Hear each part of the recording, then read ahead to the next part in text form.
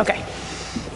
I'd like to call to order the October 15th, 2018 meeting of the Highland Park Board of Education.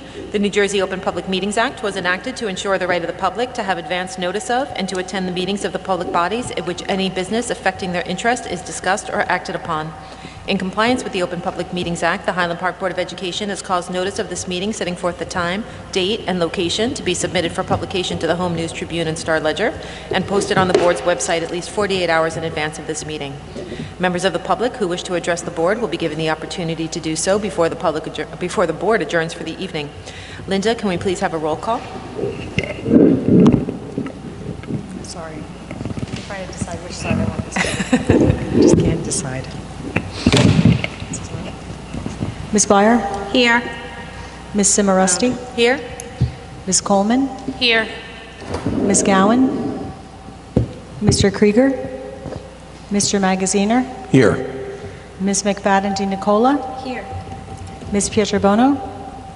Mr. Roslevich? Present. Just to be different. Linda, were there any other I'm sorry, no communications. Pledge of Allegiance. The flag is behind, over by the podium. I pledge allegiance to the flag of the United States of America and to the republic for which it stands, one nation, under God, indivisible, with liberty and justice for all. Okay, now, Linda, were there any other communications other than what we have on the agenda? No. Okay. And just so everybody knows, tonight is our voting session. So as we go through the agenda, we will be voting on the items that we discuss. Number 6 is a correction to the minutes from the June 11th, 2018 meeting. And the corrections are in bold. So number 6 and 7, actually, are corrections to minutes. So I can just move those together, yeah? Okay. So can I get a motion to move items 6 and 7? So moved. Can I get a second? Second. Is there any discussion? No? Linda, could we have a roll call on those?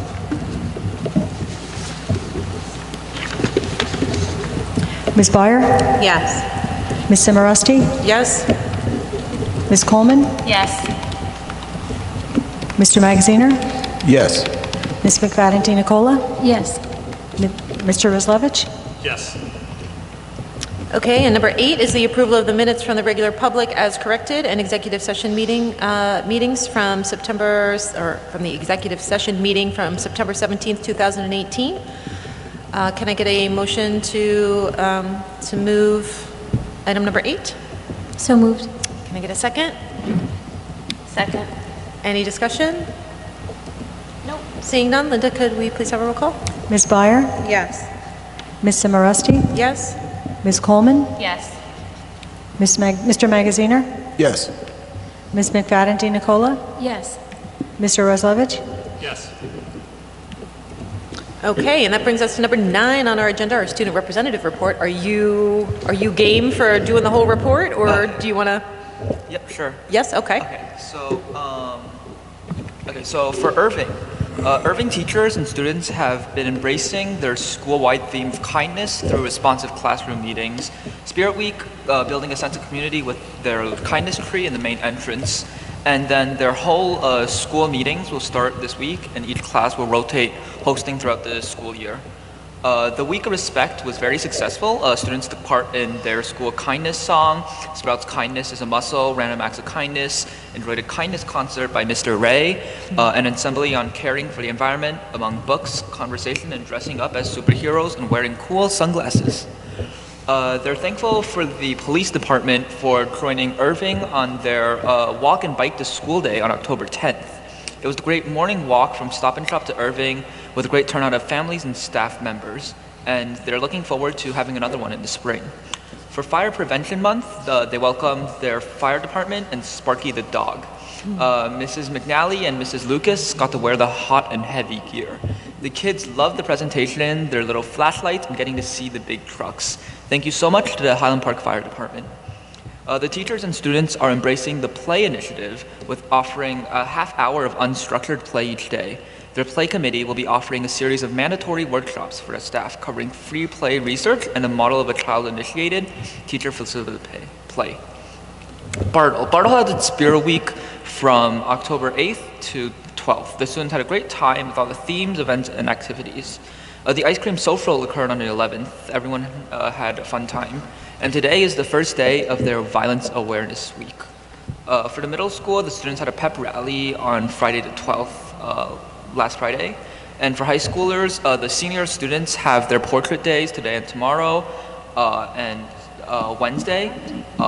Students are getting ready for their pictures for the yearbook. And progress reports came out on the 9th. The students were able to gauge how they were doing this school year. Cool. All right. Thank you very much. Anybody have any questions about comments on anything on the student representative report? Well, I noticed that the boys soccer team is unbeaten and 14-0, or maybe even 15-0 by this point. I don't know. But that's to be congratulated. They're doing a great job so far. That's a lot of games. Yeah. A month into the I think that's the right number. Is that the right number? I think it is. I'll look it up. I should probably make sure that we give you a full rundown of fall sports. Our volleyball team is doing very well as well. Cool. So Very exciting. we're destined for another ShopRite Cup. All right, great. All right, thank you very much. So, Scott, we'll move on to your report. Dr. Nicosia is on her way back from early release from a graduate class that she's taking, so she'll be here in about 25 minutes. I have a brief presentation that I'm mandated to provide to the board. The Department of Education requires me to share some of our park standardized assessment results.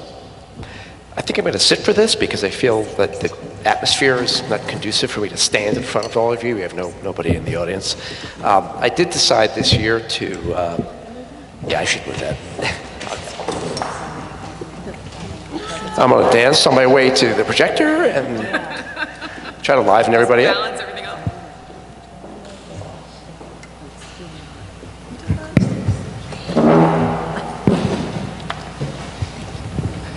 So I decided this year to whittle down the amount of data I've shared with you. In the past, I've talked about our concerns regarding the validity of the results, and again, I've showed you all this data. So this year, I'm going to show you 3 slides that represent how our scores compare to scores in the other park states and here in New Jersey. First of all, I'd like to point out that park is a dying assessment. It's being rebranded here in Jersey as it's on its way out. I'll just chatting a little bit about graduation requirements before I wrap up, and I think it speaks volumes about the state's direction away from park. There are 7 states that are using the park assessment, but I really like to think there are only 4 states using the park assessment because 3 of the states are incorporating questions into existing standardized assessments. That's what I mean by hybrid.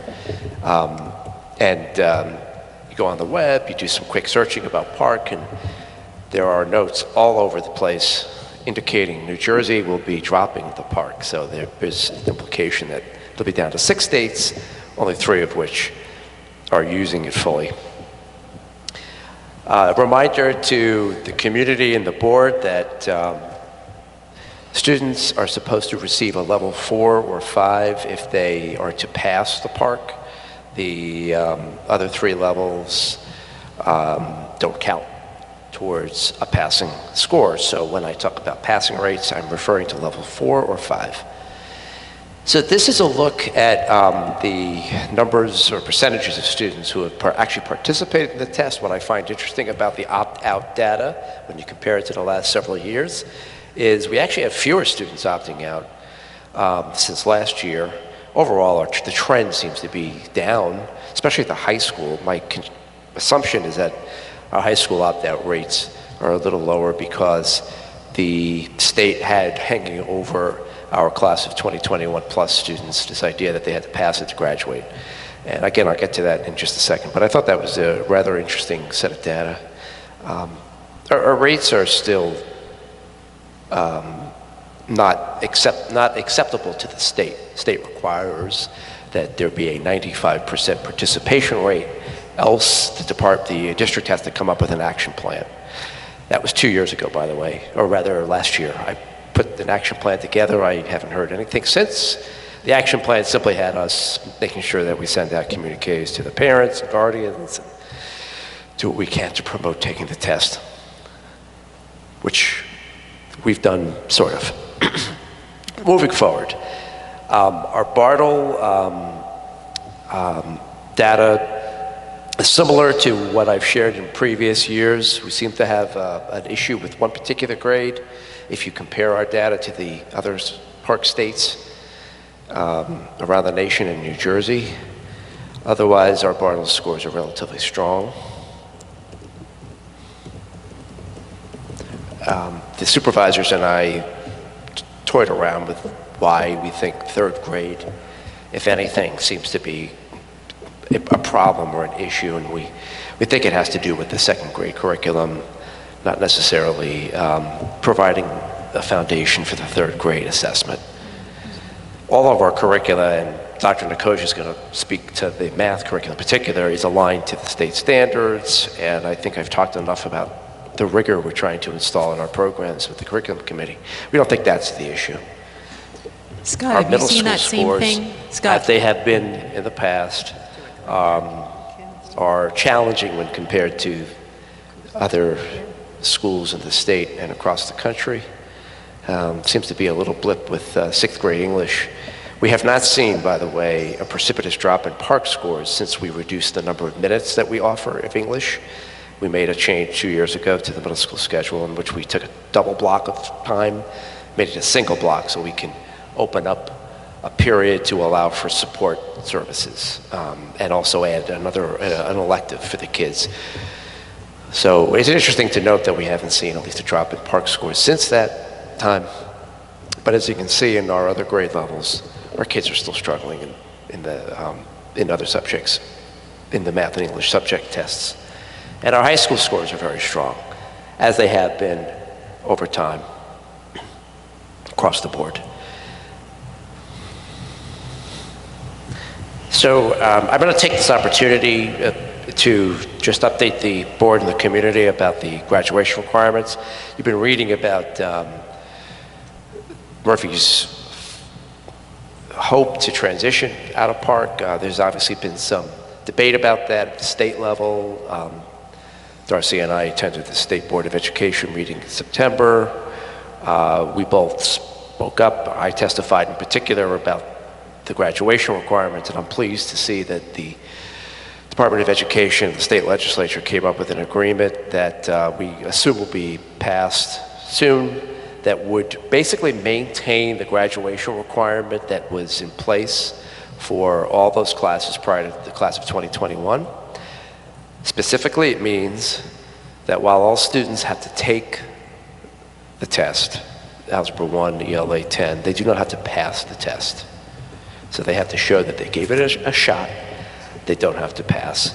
If they don't pass, they can rest on their scores and alternative assessments, including ACT, SAT.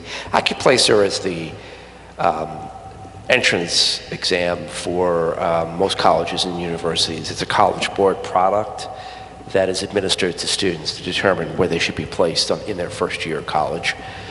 Well, by the way, Highland Park implements the PSAT for all sophomores, so we do try to give them a little leg up on the SAT if they're going to go that route. In fact, the kids just took the PSAT last week. Those students who don't take an alternative placement, an alternative assessment, they don't pass the park, or they don't reach an acceptable score on those alternative assessments, can produce a portfolio under the supervision of a teacher who we compensate to show proficiency in sophomore English and Algebra 1. We didn't have any students submit a portfolio last year. The prior year, I think we had 2 students who submitted portfolios, and both were accepted. So this is good till till I believe 2025. Is that right, Darcy? Did you read that? It still hasn't passed. I mean, there's still a process that the state board has to go through before those changes are final. So, I mean, right now, officially, what was in place is still in place.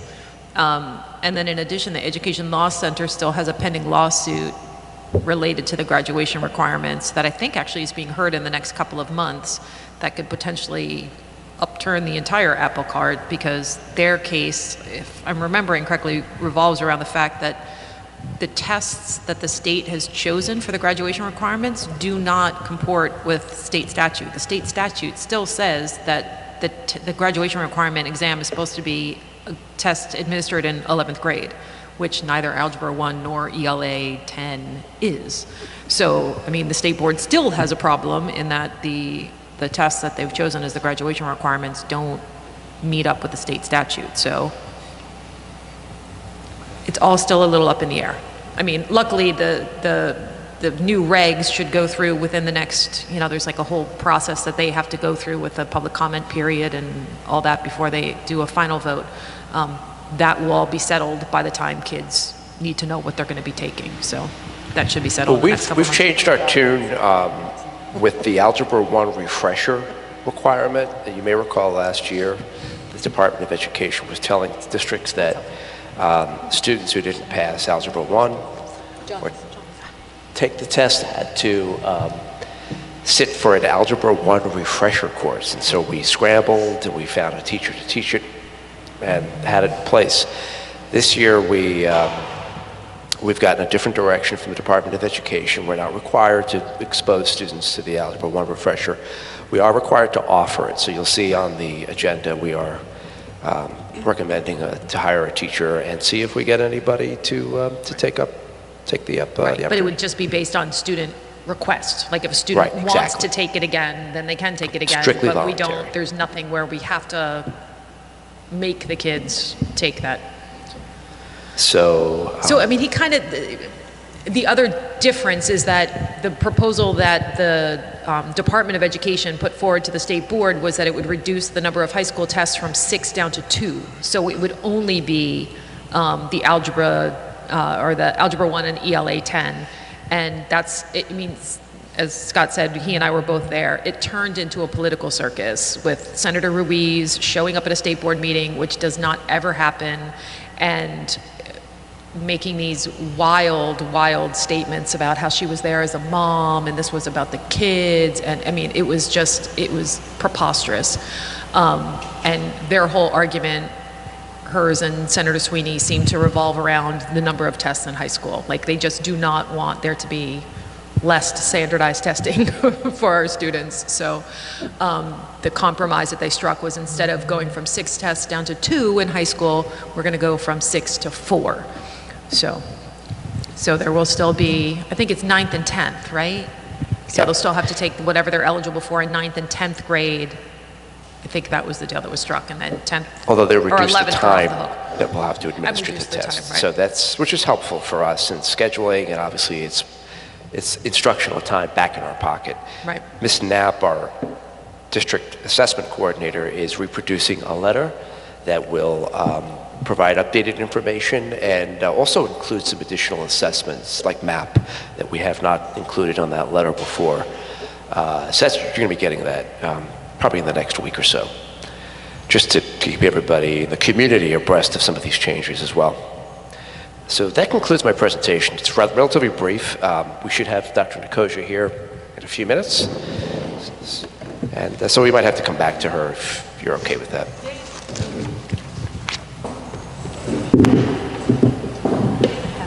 Before we move on, does anybody have any additional questions for Scott on the park data? No? Okay. All right. I just was curious about the portfolio assessment. That's still available? Okay. So nothing has changed about Nope. that at all? Okay. Yeah. And the one thing that I'm still not 100% clear on is if they're going, I think they're taking away the requirement. Remember, they'd also put in the requirement that to access the portfolio, you had to take all of the tests that you were eligible for in high school. Right. I believe that that's gone too, right? Yes. Did you?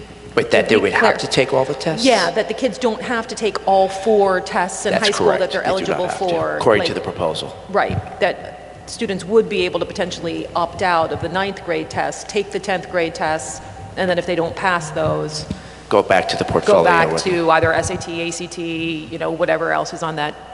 I keep wanting to call it a smorgasbord, but I have a really hard time saying that word. But I still want us to use that word because that's what it is, right? It's like this whole big menu of tests that you can use. Delicious. But I just can't say that word, so I should really, or get coached. I Buffet. need coaching. Buffet. But it's not as much fun, is it? No, it's not. All right. One more question about the graduation requirements. Has anyone inquired, as a journalist of any sort, why Senator Sweeney and Senator Ruiz are so in love with numerous standardized tests? Well, I could give you the really short answer on Please that. It's because of the people they get lots and lots of money from for their campaigns. Like lots and lots of money. I mean, they're both taking money from big national corporate donors that push this agenda. I mean, it's... Right. When you hear Senator Sweeney or Senator Ruiz speak about this, they sound like it's 2012. I mean, all of the thing that really struck me when I was doing a little bit of research on this is every one of like what people kind of call the 5-letter agencies, NJSBA, NJASA, NJPSA, all of the actual education organizations all supported Murphy's proposal. Every single one of them. The ones that opposed Murphy's proposal were all of the reform organizations, Democrats for Education Reform, NJCAN, which is an affiliate of 50CAN, which is a national corporate reform. I mean, and NJPTA, which has unfortunately thrown their lot in with all of the corporate reformers instead of the actual, education Right. organizations. So it's Senator Sweeney and Senator Ruiz, who control everything in the New Jersey legislature, everything, are still on team corporate reform. So when you say they're taking money, are they taking money from companies like Pearson, or are they taking money Senator from... Sweeney's campaign was funded by people like Alice Walton, like the Walton billionaires. I mean, they're getting money from those kind of people. If you go onto the Democrats for Education Reform website, which is like the height of corporate education reform, Senator Ruiz is actually featured. She's featured with Cory Booker and all these other national corporate reform darlings. So that's Right. if that's where you get your money, that's where you get your policy ideas. And so the real customers that we are serving Right. are not the students or their families, but they are the corporations that are investing in our politicians. And it's very frustrating that we now have a governor who's actually listened, got elected on a campaign promise to do what people have been asking for years now, and he can't get his agenda that he was elected on moved through because of Is there any two people in the legislature. Is there any Politics. workaround around that? Like, is there No. cause for a The referendum? only possible workaround is, I think, is this ELC lawsuit. I mean, that's the only potential thing that could force their hand. But. Wow. I feel like when you said that they were going to be going through the whole process of public comment one more time, they had to go through that whole rigmarole before they passed it. I just had to roll my eyes, like it just was a reflex because. Yeah, and it's not that kind of public, it's just a formality. They do this with any regulatory changes that are made. There's just a set process that goes on. So it's not like another one of those, tours. It's not that. Okay. Thank you. Welcome. Okay, so if there isn't anything else about Scott's presentation, so Linda, we'll have to go back to 10 when Dr. Nicosia gets here. Okay, so we'll move on to item 11, our board committee reports, and these will probably be pretty speedy because I don't think there's a lot of new things, and we did go over everything thoroughly at our workshop meeting last Monday. So we will start with curriculum and instruction with Michelle. Okay. I smell something burning, right? What is it? Oh, it's... Something is burning. Oh, hi. Holy About that? mackerel. Wow. Good work. Wow. Note Now to I smell self, it. the I don't projector smell it. I gets don't smell really it. hot. Thank you. Wow. Feel free to go to Yeah. another agenda. Like, why do I smell something burning? But that- Wow, well, that added a little excitement. I still don't smell it. and that was Speaking of Fire Prevention Month, Yeah, it was coming straight for me. right. Right. Wow. Well, that livened Watching things at up. home, though. Alrighty, well, Michelle, sorry, we certainly kind of want stole your s'mores. thunder there. Yeah. I still don't smell it. Oh, now I smell it. So, I can't stop thinking about s'mores, I'm really sorry. So nice. Okay, so item number 1 is the committee report, and we did our committee meeting via email this time around. There wasn't much to discuss, so that is really non-existent. Number 1 is just our email back and forth. Number 2 is the resolution to approve field trip requests, and I think, there are you looking at, this was last week's agenda, I think it's the same. no, it's it's not. a little It's a little different, so you want to pull up. Here. Yes, okay. Okay, that's finance, sorry. I'm just going to commandeer your computer. Okay, so number 1 is the approval of field trip requests, sorry. And there were several, many of which were scheduled for later in the year. Number 2 is approval of memorandum of agreement between Highland Park Public Schools and the Bog Center and PCAST. PCAST is an acronym for Person-Centered Approaches in Schools and Transition. So you can read here that we are entering an agreement with Rutgers University and their PCAST approach. It's a partnership with the Bog Center to serve the community's children. I don't know what else to say about this here. about the Rutgers University partnership, Yeah, the Bog Center. right. Sure, so I can fill in the blanks. We went through it last week, but We are going to institute a program that Ruth Beyer introduced me to, and I passed along to Susie Boudin, that has to do with person-centered planning. These are experiences in which a facilitator from the Bog Center conducts a meeting with the parents/guardians of in most cases, a student with an IEP, and talks about all of the hopes, the wishes, the dreams, future aspirations of the student, things that the student likes, dislikes, basically builds a character profile ahead of the IEP meeting so that come the IEP meeting, the student can work with the parents, guardians, and the child study team on crafting an IEP that takes into account all of those pieces, all the personality traits and the vision of the student. We traditionally just kick in an IEP meeting without any real pre-work so that when we get down to it, the IEP meeting becomes more just about logistics, scheduling, placement, accommodations, but not about the student's profile. So this is really adding a whole nother level of personalization to that process.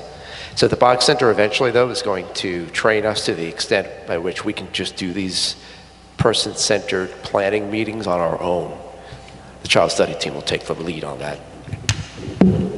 thank you. Number 3 is next, the approval of the curriculum for environmental, earth, and sustainability. And that's via the guide that is attached. Number 4 is the approval of university graduate students for teaching internships, junior practicum, and observations. And those are 3 students that will be joining us at Bartle School. Number 5 is the approval of Handle with Care training for October 17th. And those teachers listed are the ones that would be receiving this training. Number 6 is the Handle with Care training for October 18th with several other paras, I believe. Number 7 is another list of Handle with Care training for another group of paras. Well, those are teachers. Some of those are teachers, yes. Okay, I apologize. So it's a mixture of all of them. Yeah, so it's October 17th, October 18th, and October 25th. So that's the 3 different items there. And that concludes my report. Just one note, The half-day sessions are to recertify people who've already been fully trained for a full day and handled with care. You'll note the list of folks who are getting a full hour are mostly new faculty, including Sean Harrison, who's our youth safety specialist at the high school. Excellent. Okay, does anybody have any questions for Michelle on any of the curriculum and instruction items? I don't know that's for Michelle or for Scott. I just want to go back to for the environmental, earth, and sustainability. The two questions I had related to that. Is that one course now, or is that two? For which program? The curriculum guide for environmental, earth, and sustainability? That's one course. It's one course, okay. And then what we're voting on tonight is just for the curriculum, not necessarily whether it's... Oh, no, that's for requirement. anybody who wants to supplement the program, supplement the material into their curriculum. But would this be a requirement for graduation? That wouldn't be in the curriculum. That would, right now, we're just looking Correct. at the course itself, right? Yeah. Okay. Yeah, we actually went over that. I remember back in August, there was some concern about that among parents, and we agreed it would not be a graduation requirement. Okay. Thank you. Okay, if there's nothing else for Michelle, we'll move on to finance, and Mr. Magaziner is going to go over those items with us. Okay, so last week we did go through and review the Finance Committee report. We had met a week ago. So really everything that is here, other than a few changes, are things that we had discussed, but I'll go through them. First group of items are our standard monthly bill lists. There is one addition, and that's I guess the first week of October for the cafeteria bill list is also included in this week's approval items. Number 6 is the travel and related expense reimbursements report. We have a series of reports as well, financial reports for July. These are preliminary pending the final audit. And these are the treasurer's report, the board secretary's report, board of Ed certifications as well. That's number 9. And number 10 is the approval of budget transfers. So these 4 items, 7, 8, 9, and 10, are added to what had been on the agenda last week. The next group are the approval of several of us to travel to the NJSBA workshop, which is coming up next week. That's items 11, 12, 13, and 14. Item 15 is the approval of contractors for professional services, and we have added several to that. We've added Assistive Tech and NJ Pediatric Feeding Association. These are services for special needs students. And also Dr. Christine Schwartz, a workshop session for an employee. So those have been added to what had been already on our list. Number 16 is the approval to increase the contract cost of work that has now been done. This was contract work that was being done by a construction company in Edison, Theotakis Construction, and we added several $1,000s. We went from about $8,700 to $12,289 to replace concrete around the middle school. Number 17 is the approval of the receipt of quotes for the purchase of a rooftop air conditioning unit, and 18 is the approval of that unit. And then 19 and 20, those are the approvals of the submission of comprehensive maintenance plan and annual maintenance budget, and the approval of the capital reserve account maximum amount. That's number 20. Then we've added a couple of additional items. Number 21 is the approval of an out-of-district placement, and 22 is the approval of bedside instruction for a student in a medical facility. All right, thank you, Mr. Magaziner. Does anybody have any questions for Rob on any of the items, any of the finance items? No? Okay, so can we move on to personnel? And I believe Ruth, as the sole member of the Personnel Committee here this evening, is going to give us our report. Okay, so we have 1 is the approval of our substitutes. 2 is the acceptance of the resignation of Brian Humphrey, who is retiring in November 30th. 3 is the approval of the job description for the district technology manager, which is changing a little bit to the network and systems specialist. 4 is a resignation of a paraprofessional at Irving School. 5, we are approving a leave replacement teacher at Irving, basic skills intervention teacher. 6, we are approving an extension of a maternity leave for a paraprofessional at Irving. 7, our environmental club advisor, Todd Kruger, is resigning from that position. And then 8 is an unpaid child care leave extension, which was due to be November 12th, and the revised return date is September 1st, 2019. Number 9 is the approval of an unpaid family leave for an employee. And 10, we are Xing out. We are not doing number 10. We're taking it out. 11 is the approval of a medical leave from September 24th until June 21st, 2019. And then 12, we are changing some hours for paraprofessionals, and there's a list of them there. And 13, this is the approval for the Reading Buddies program here at Bartle. We have 2 paras who help out with that. And then 14, we have an additional instructional assignment at the high school for a math section. 15, we have the approval of the independent studies at the high school. Several teachers are doing that. And then we have 16, approval of staff for our 6th grade orientation, which happened a while ago now at the middle school. 17, approval of district translators. And it's nice to see that we have a Russian translator now. I don't think we've had that in the past.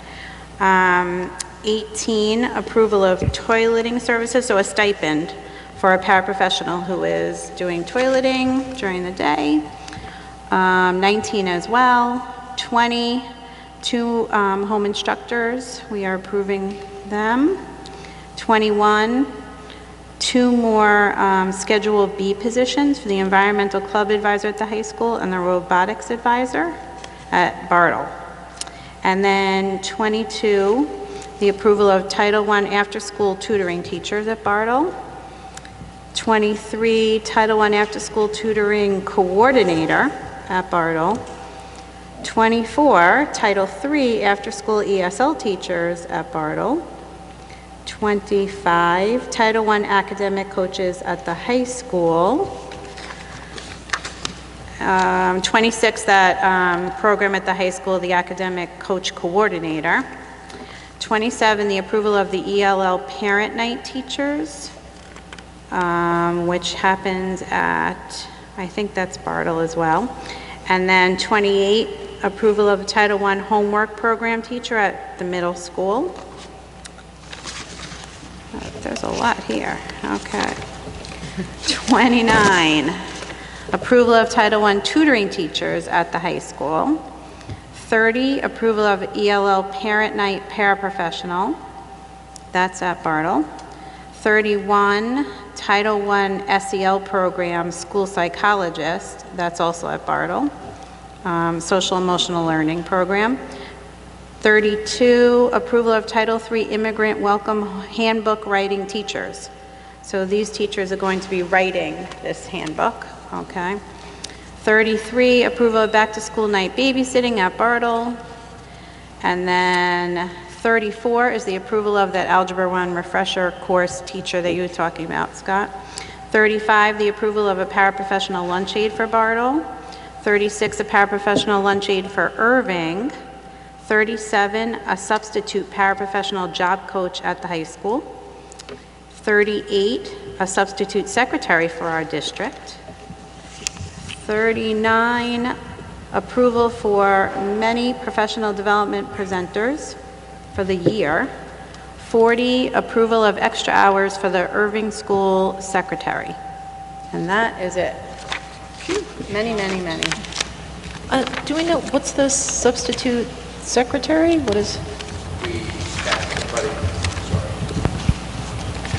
We found somebody who did a wonderful job filling in for TRMO, and we want to put her on our rolls in case we ever need to go to somebody in a pinch, That's great. as opposed to going through So source it's for just teachers. to have somebody there if we need them, not we're using one currently? Correct. Usually we go to source for teachers, Gotcha.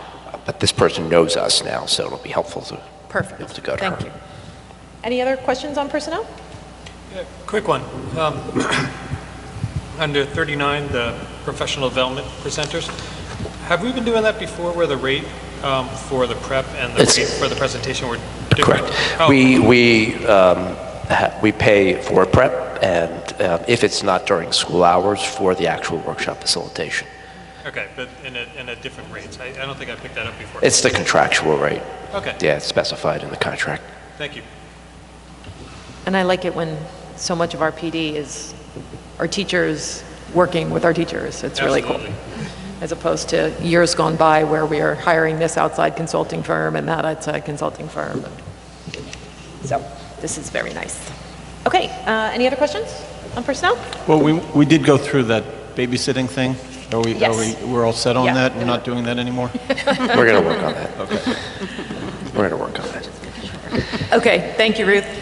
So we'll move on to policy, and I believe, Monique, you got tapped for that one? Yep. Policy Committee will be meeting soon. Tonight, we have 3 policies that are up for vote for first reading. All of 3 were discussed at our last meeting. The first one is the Equal Educational Opportunity Policy number 5750. The second policy, Use of Facilities, 7510. And the third is Reporting Potentially Missing or Abused Children, 8462. So all of those are up for first reading vote. Okay. Did anybody have any questions or concerns or comments on any of those policies? No? All right, well, that was easy. Yes, thank you. Okay, so we'll just stay over with you for equity and excellence. Oh, okay. Let's pull up those notes. Okay, Equity and Excellence met on October 11th, and we had quite a few items on our agenda with very rigorous discussion on each. The first topic we discussed were the honors and AP enrollment demographics that Dr. Taylor had presented on a previous board meeting. Questions we pondered were what the current data tells us about disparities in enrollment. We considered also the middle school pipeline that should be looked at as well when thinking about high school disparities in AP and honors enrollment. And we looked at identifying strategies for increasing minority enrollment in these particular courses. Notes from our discussion include the following. Scott shared with us that the vision for 6th grade math will be for 6 and 6A to merge. The short-term plan is to compile an advisory group comprised of parents, teachers, middle school and high school students representing divergent perspectives on detracking with the goal of eliciting ideas and assessing potential needs, for instance, parent workshops, teacher professional development, and other interests from the various stakeholders. Administration's proposed timeline it will present to this group is that in summer of 2019, 4th to 7th grade teachers will revise the math curricula to set up the students for success entering 6th grade. This means that the expectation is that by the school year 2020-21, students will reap the benefits of the new 5th grade curricula. Second part of the plan is for professional development, best practices in differentiated instruction. The third component and linchpin of the plan is to provide a third class period for support, specifically for the Math 6 students, to give them that extra leg up in that stretch that they make. This class option will be provided during the elective block, so it does not affect any other core subjects. And finally, and the plan will be the plan to make a current half-time teacher position full-time, which will allow for an opening of the additional class section. The ballpark investment for this new initiative is in the area of 80 to 90,000. Guidance counselors' role in encouraging underrepresented students to enroll in more challenging courses was also discussed. We talked about this in previous board meetings and felt that some of our underrepresented students were not feeling as though they were getting enough information about their options. There were also concerns expressed by parents of students of color about the lack of support and guidance for these students in high school. Scott mentioned the need to address the middle school pipeline so that more students can be better prepared for taking rigorous classes in high school, and will look to guidance to help support him in that initiative. We discussed the root of the problem related to the guidance department, and that is that it's understaffed. We don't have the funding to hire more guidance counselors at this time. And Scott did brief me really on a little bit of the history that took place before I came on board, and that is that the supervisor of the guidance department was cut years ago by the previous superintendent. Currently, we only have 2 guidance counselors at the high school. Scott did indicate that he wants to see what funds can possibly be freed up for the hiring of an additional counselor during the upcoming budget process. And lastly, Dr. Taylor will update Equity and Excellence next month when we meet again on how things are progressing in the plans to support our students in the middle school pipeline. Ruth did ask how students are currently being told about the requirements for getting into honors classes, and Scott said he will look into that and report back to the committee. So that was it for that topic. The second topic on the agenda related to this issue of the enrollment in honors and HP was the social inclusion barometer. And that is our discussion about the extent to which mainstream middle and high school activities and clubs are integrated. We discussed whether or not there is a low overall representation among African American, Latino, and students with disabilities in various high school activities and clubs, and middle school as well, and how, if there is a lack of representation or underrepresentation, how can more diversified participation be fostered? So we talked about actually, Scott did mention that bringing up this issue in Equity and Excellence is timely because it has been on the radar of the administration. And the discussion that the administration has had is that one possible barrier to greater after-school club participation from minority populations could be transportation.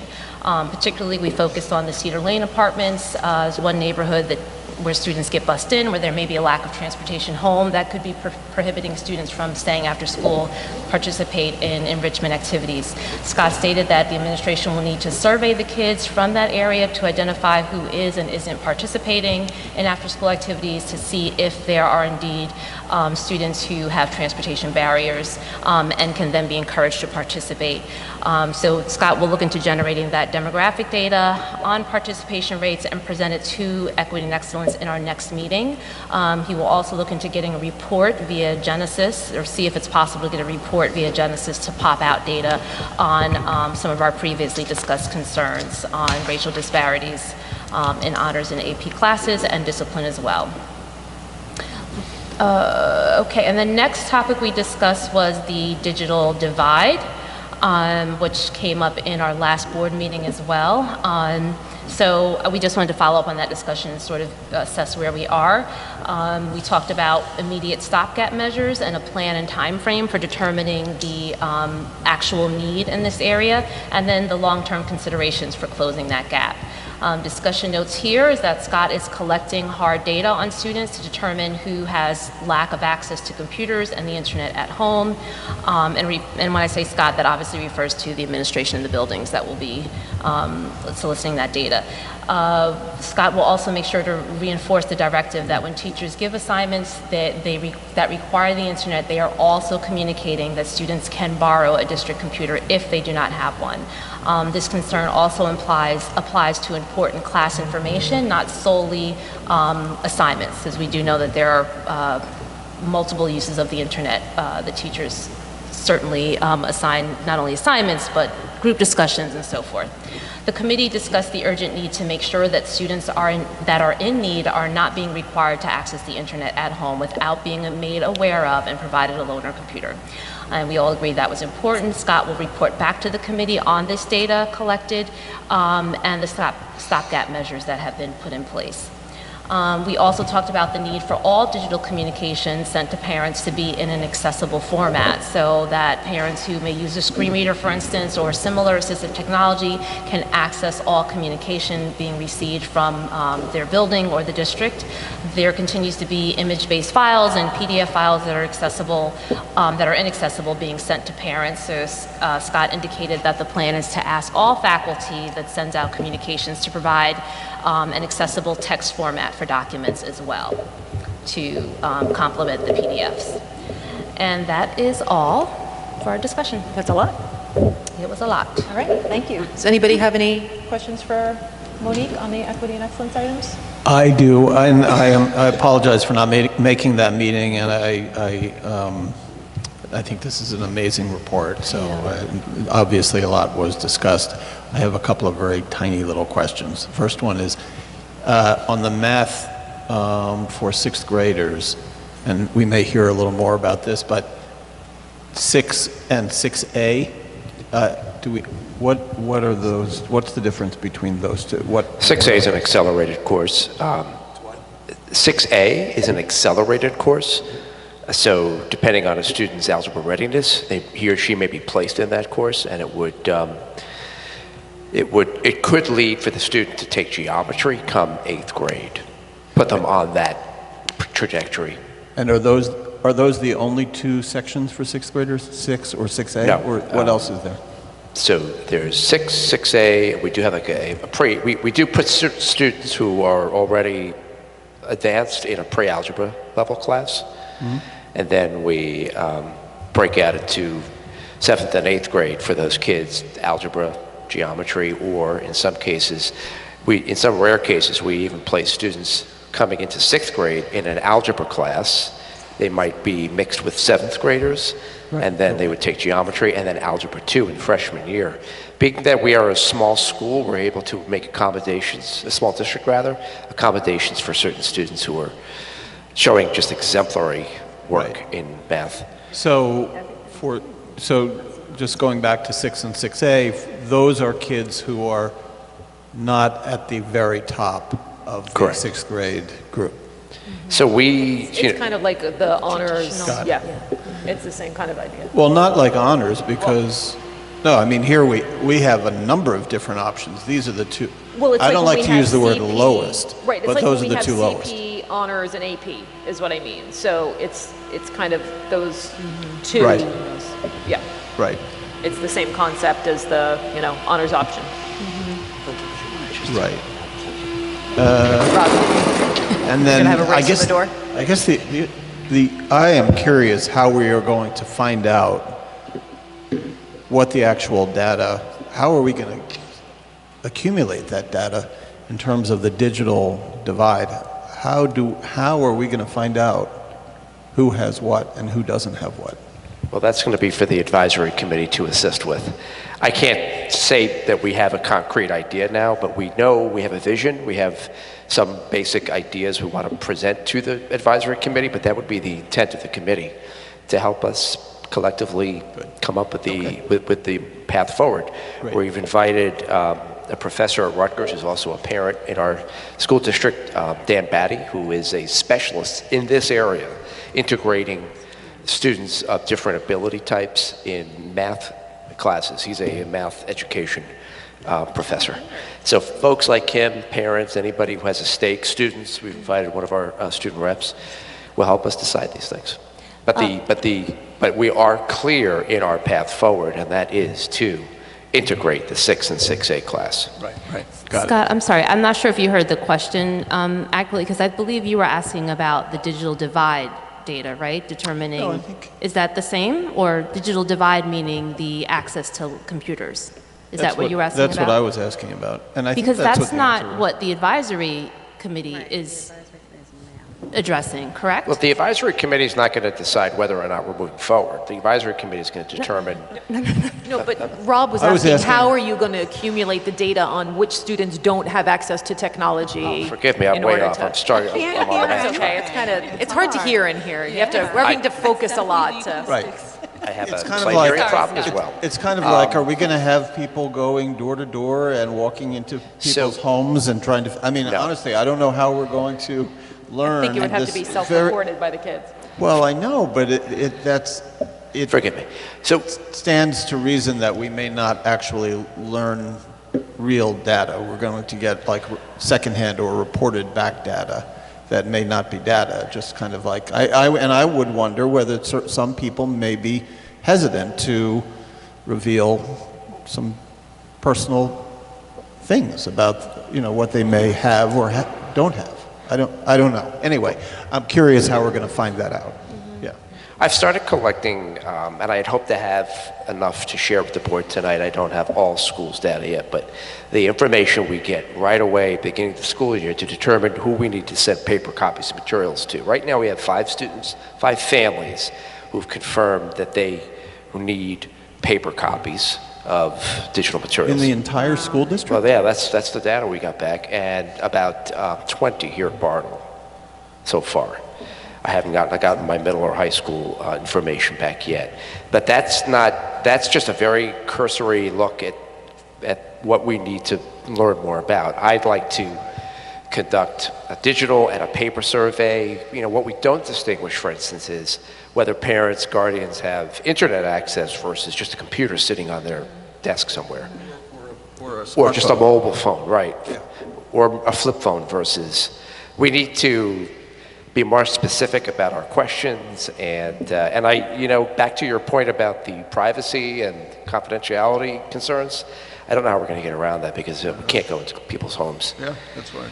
I don't know. Okay. Well, and I think some of the questions may need to be more geared towards the technology that teachers, or maybe technology is not the right word, but like the programs that teachers are using. Like, could your child access Quizlet? Could your child access this? Like you might have a particular device, but you might not be able to, it might not be accessible to some of these. I mean, there are so many different things that teachers are using now. Right. Google Classroom, that, I mean, what I'm hearing is lots of parents like, I just don't even know how to use these things. Even if I have a device, I don't know how to help my kid access them.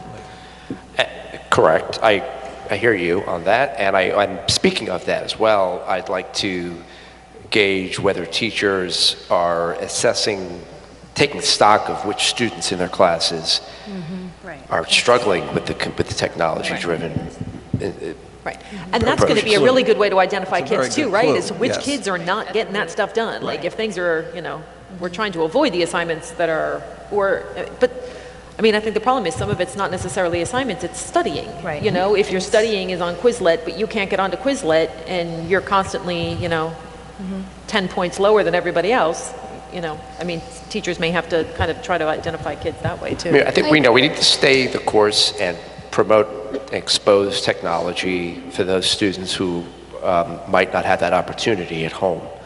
But we have to be wary of what Darcy pointed out last meeting, and that is that Highland Park is unique in that we do have the haves and the have-nots, and all of this 2 square mile compressed area. So there's a lot, we need to do a deeper dive on the data, but I don't want to discourage our teachers from using the technology. I just want to encourage them to provide more access. Right. Okay.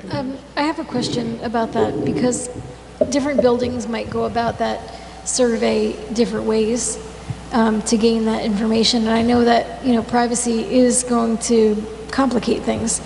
So, I mean, my thoughts are that maybe the middle school and high school students would be able to answer that themselves about what they have in written form to the teacher.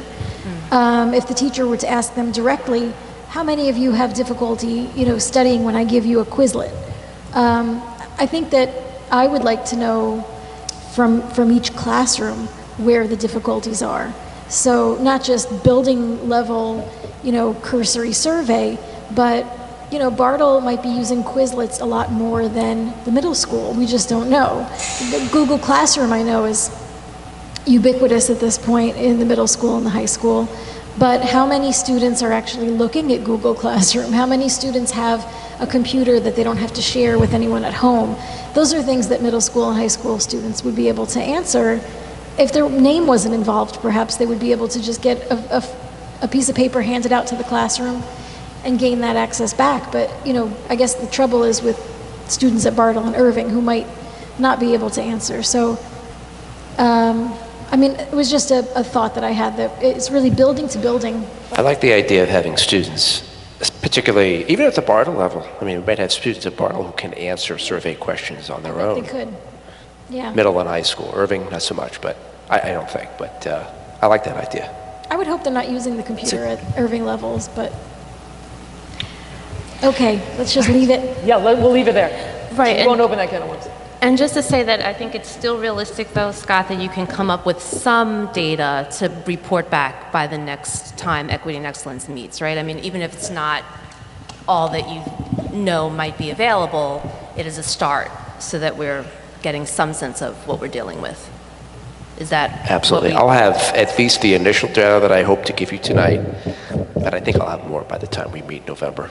Okay, cool. And I'm sorry, but really quick, one thing I did not mention in our meeting notes, I'm not sure why this is not in here, in our discussion about the after-school participation and concerns about some of our students in Cedar Lane not being able to stay after because of transportation issues. I know that Scott had mentioned possibly, if this is found to be a need, that there are great numbers of students who could be participating who aren't due to transportation, then the decision could be to look into some sort of rental of a bus for transporting these students back and forth.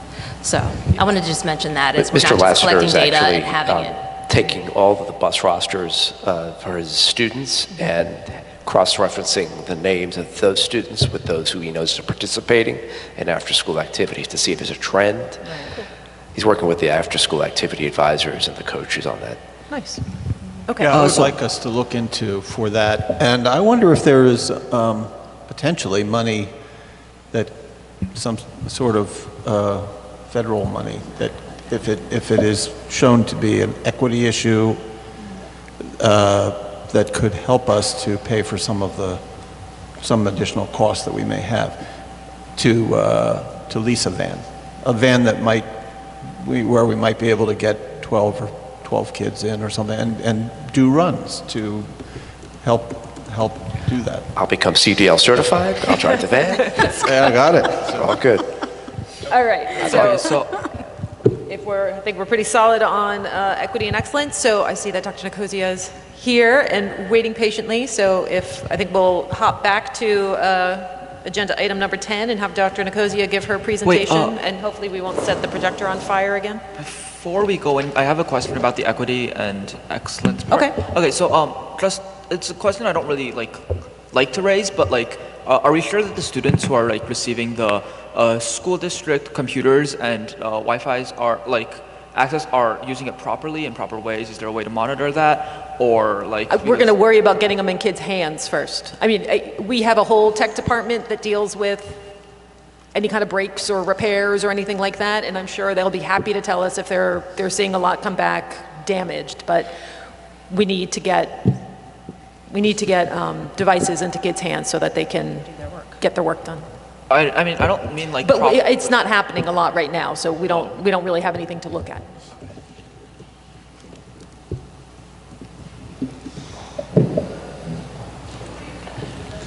Oh, we don't do it that way. You'll be able to speak at public comment. But when does that come? Public comment? Based on, did we? We went back to Right.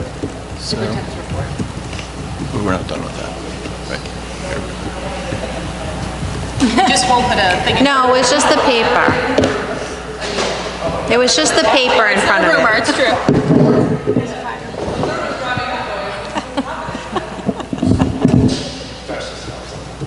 Because it was wafting straight at me. Gosh.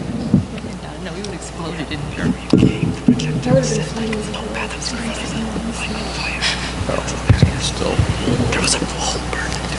Thank you for your patience as I came up from class. I had class earlier and drove up from Monroe, so I appreciate you waiting patiently. Thank you for continuing your education. You're welcome. I'm learning a lot. As we load up here, I'm excited to present some of the work that the teachers have been doing with K-5 math curriculum, in particular all the wonderful work being done at Conquer Math Workshop. at the workshop series and sort of our trajectory for that professional development experience. And in addition, sort of a new program that we've been working toward that I'll kind of explain as well. So I'm really excited to present that to you. Okay, so first I want to say it's a great time to be a mathematician in Highland Park. So one of the things that we're focusing on is using that language.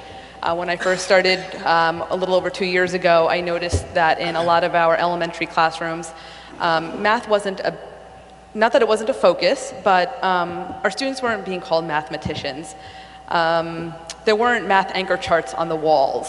Like there was kind of that void of enthusiasm for mathematics. So I'm really excited about the work we've been doing these past 2 years and what I'm going to show you tonight, that we've really increased that enthusiasm for mathematics. So again, a couple of the things that I'm going to be talking about is the professional development that teachers have been experiencing, the curriculum writing process and how the professional development impacts the curriculum writing process, the implementation of the curriculum, and then how that impacts the revision process. So for the past 2 years, teachers from kindergarten through 8th grade have been going to a series of Conquer Math workshops. At these workshops, the teachers experience hands-on, like be like the student experiences and sort of unpacking the standards to make sense of how to teach it.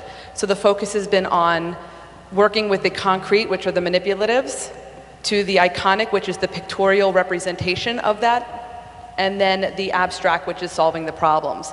In traditional teaching mathematics, it's always been, here's the problem, I'm gonna do it, then we're all gonna do it, and then you're gonna go practice, and then you're gonna do more practice, and wait, and you're gonna do more practice.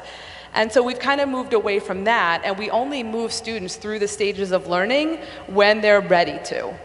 So we have some students that just live in the concrete. Cognitively, that's what they can handle, and that's okay. It's okay to use manipulatives, just like it's okay that I use my calculator when I have to do some mathematics, right?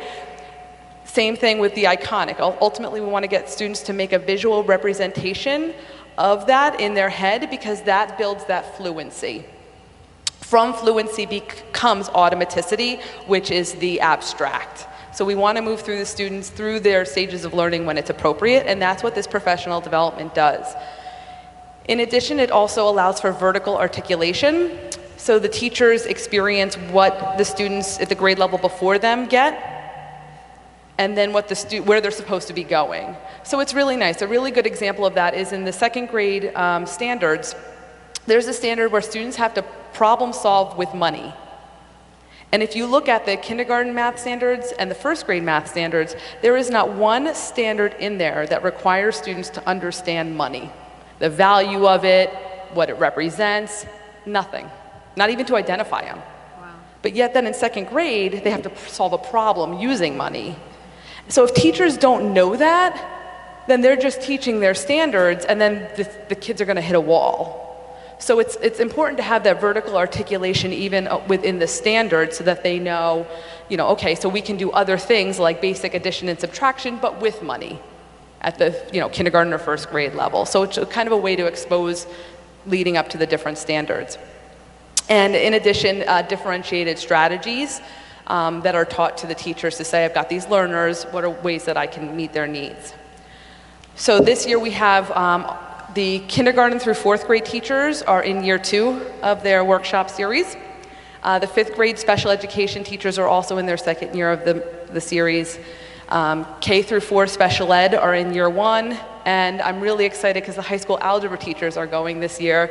They already had their first workshop and they are over the moon excited, considering the issues that we've been having with students successfully passing the state exam for algebra. I think this comes very timely to get the teachers accustomed to some of the best practices to help our struggling learners. So here is just a quote from Ms. Strasher who attended. It's kind of long, but she came back to me so excited. She popped in my office. She goes, oh my God, Christina, I had the most amazing and powerful experience. So I'm like, can you just capture that so I could tell everybody? But she just had a new excitement for how she can teach math to some of our most struggling and hard to deal with learners in her classroom. So just those new strategies, ways to increase the daily math routine, subitizing numbers, using the tens frames, and sort of that visual way, which is so important for those learners. So she was really excited about that. So they do a lot of work with fraction tiles. I wanted to put a picture up of the workshops that I get to go to, which are free because I'm an administrator. So I like to go with each of the groups of learners, each of the groups of the teachers, so that I can learn alongside of them, so I know what manipulatives I might need to buy, what are the supports that I can provide, but plus I know the look-fors in the classroom, so that when they come back, I can help and coach them through what they're doing as well. So we're learning together. So again, it's been really powerful because it changes the way they think about math, and ways that they can provide hands-on experiences, which I think sometimes lacks in math education. So it kind of is a good segue into the curriculum writing. So through our experiences at Conquer Math, one of the co-founders, Mary Oates, is a former math educator, math supervisor, assistant superintendent. She has fallen in love with the Highland Park math teachers, and volunteered her time over the summer to work with the teachers and myself on scope and sequence before curriculum writing. So she came down over the summer, sat with us, and really fleshed out how we can cover all of the major content in a small amount of time, because we really have to get it done before April. The state test, regardless of what it's going to be, is going to require that they take it April, May sometime. So how do we get in the major standards? Because we were looking at the evidence statements from Park, and we noticed that, for example, 83 eighth grade students took an expressions and equations question. It was on the scale of continuum an easy question, and we fell below grade level. So all of our eighth grade students received an easy question, and we didn't really meet the expectations. When the teachers were talking about this is how we use the data to inform our instruction and our curriculum writing, we talked about it and they said, well, we don't really get to that till May or June. Well, that's a major standard. So now we have to rethink our scope and sequence or our curriculum writing to make sure that we're getting that in. So Mary came down and helped us. Here's just a sort of a clip of how we flesh that out in a calendar with third grade math. So you can see how the fleshing that out and the best practices in Conquer Math kind of started to develop as we wrote curriculum this past summer. So I kind of took a couple of, I didn't want to bore you, I'm sure you read all those wonderful documents I sent over. But I wanted to highlight where you'll see some of those strategies play out. So here's an example from third grade math curriculum. So students will practice building three-digit numbers, drawing pictorial representations, and writing the numbers in expanded form. So here we're codifying that we want students to do these best practices, and here's what they are. So you'll see that the resources like the program we purchased in the past, Everyday Math, Math in Practice, from Heinemann, the Conquer Math strategies, you'll see those as resources. So we're not teaching a program, we're teaching best practice and we're teaching a curriculum, and we're using the resources that we have in order to meet the needs of all of our learners. And again, here you can see one from fourth grade. The teachers did just an amazing job. So you can see here, it's a requirement. When they're making arrays, the first thing they need to do is the concrete. So that's a requirement for all students who are sit in a fourth grade math class learning arrays. And then again, they move to the pictorial and so on. So you can see again some examples of some of that work. Some of the other things that came out of that curriculum writing that the teachers have been doing in the classroom are, they call them perseverance playgrounds, but there are 8 standard mathematical practices, and that's the how we teach mathematics. The content is the what we're teaching, but the standard mathematical practices are how we teach, and getting students to persevere through problem solving is one of them. So you can see that we are still working on our fluency and automaticity, I can statements with students, but also that we have opportunities for students to persevere through triazels and puzzles, Sudoku, and things like that. Just ways of seeing math a little bit differently, and to challenge some of our learners. In addition, we've been working on some math talks, so I wanted to show you a representation from a teacher's class that I was in, and the focus in the curriculum and with teachers has been on getting students to identify strategies for which they're solving the problem. Because there's multiple ways to get to an answer. Are some strategies more efficient than others? Absolutely. But students need to recognize that, right? And sometimes they won't ever use the most efficient strategy, but that's okay, right? But what strategy are they using? So we do a lot of work with, that's how you can see here, you have 5 different students that had different strategies, and that's okay, right? But also too, a couple of these students on this screen, you know, all of them, they could hear each other share their strategies, right? So if they didn't think of that strategy, they're like, oh, interesting way of thinking about that. So really cool stuff. So in the conversation with Mary when we did scope and sequence, the teachers were struggling with getting all of the meat and potatoes of the curriculum in a timely fashion. And so when the teachers asked Mary, well, how did teachers do it in the districts that you work with or that you've worked for? And she said, oh, we do a lot of number sense routines in the beginning of every math class. 5-10 minutes of a quick number sense routine, and every month we change the topic so it's a different standard. Sometimes it's just reviewing some previous standards, sometimes it's sort of a pre-teaching for an upcoming unit, but that way you can build their vocabulary and their repertoire and get everything in a shorter amount of time. And the program is called Calendar Math, and Mary was amazing and had some of this resource floating around her storage unit and donated over $8,000 worth of supplies to the district, which meant that my budget allowed me to purchase the difference, which was a nominal amount, to bring in the program. But like any program, you don't use it the way it's fully packaged. Mary kind of looked at our scope and sequence and said, here's the best way to do it, to implement it. But essentially what calendar math is, and you can kind of see it on the left here, in a classroom, and then students participating in a first grade classroom. But it's a standards-based program that you build your number sense, it builds math vocabulary, and it's differentiated for the students. So sorry it's a little blurry, but on the left is an example of calendar math and how the teachers are using it. So again, they don't use it the way that the program guide or teacher guide is. We've kind of changed it a little bit, but every part of calendar has a different component. So for example, the calendar itself is patterns. So every month they get a new pattern and they have to predict what's coming next. So they're like, is it going to be red square? Is it going to be yellow circle? Is it going to be perpendicular lines, parallel lines, intersecting lines? So they have to make these predictions about the pattern. The teachers use questioning techniques to differentiate and say, okay, so what's going to come on the 9th day? Or something like that. They do a counting stick for visual representations of skip counting and things like that. There's a lot of computational connections with facts, a daily school count, a coin counter for place value.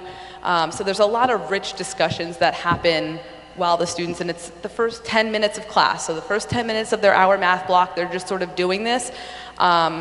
And so you can see that it's sort of the first grade, they already are working on telling time, building number sense, recognizing place value, finding patterns, and more. And it's October. So it builds up their math repertoire. A second grade teacher told me that her students were actually excited for math. So the kids are walking around at Bartle, students saying, I'm so excited for math. When do we do calendar math? When do I get to see if my prediction is right or not? A 5th grade student told me it was different and a cool way to do math. And another 5th grade student told me that they liked it because it's a lot of patterns and they have to figure things out. Similarly, Ms. Claremont and Ms. Gerlach, who teach an in-class support, in-class resource classroom, share that already students are working on equilateral, isosceles triangles, rotations, numerators, denominators, decomposing numbers, multiples. Those are terms that they've already learned within the first 20 days of school. And their geometry unit isn't until the end of the year, right? But we're building this, so like I think their geometry unit comes in March or April. When geometry comes, they already have exposure to the vocabulary, so getting through to the standards in time will be more efficient. So they're just learning a whole lot more because of being exposed to those routines. So it's been incredibly powerful. So sort of in sum, If you're not familiar with number sense, a lot of the research suggests that number sense is the foundation for all higher level mathematics. So building that understanding is really, really critical. And math doesn't equal calculating. Math is more than just calculating, again, what the research says. So we want to build that strong ability for students to think critically in mathematics, and building that fluency through those strategies. And more important, that all of our students can be great mathematicians. Thank you. Thank you. Thank you.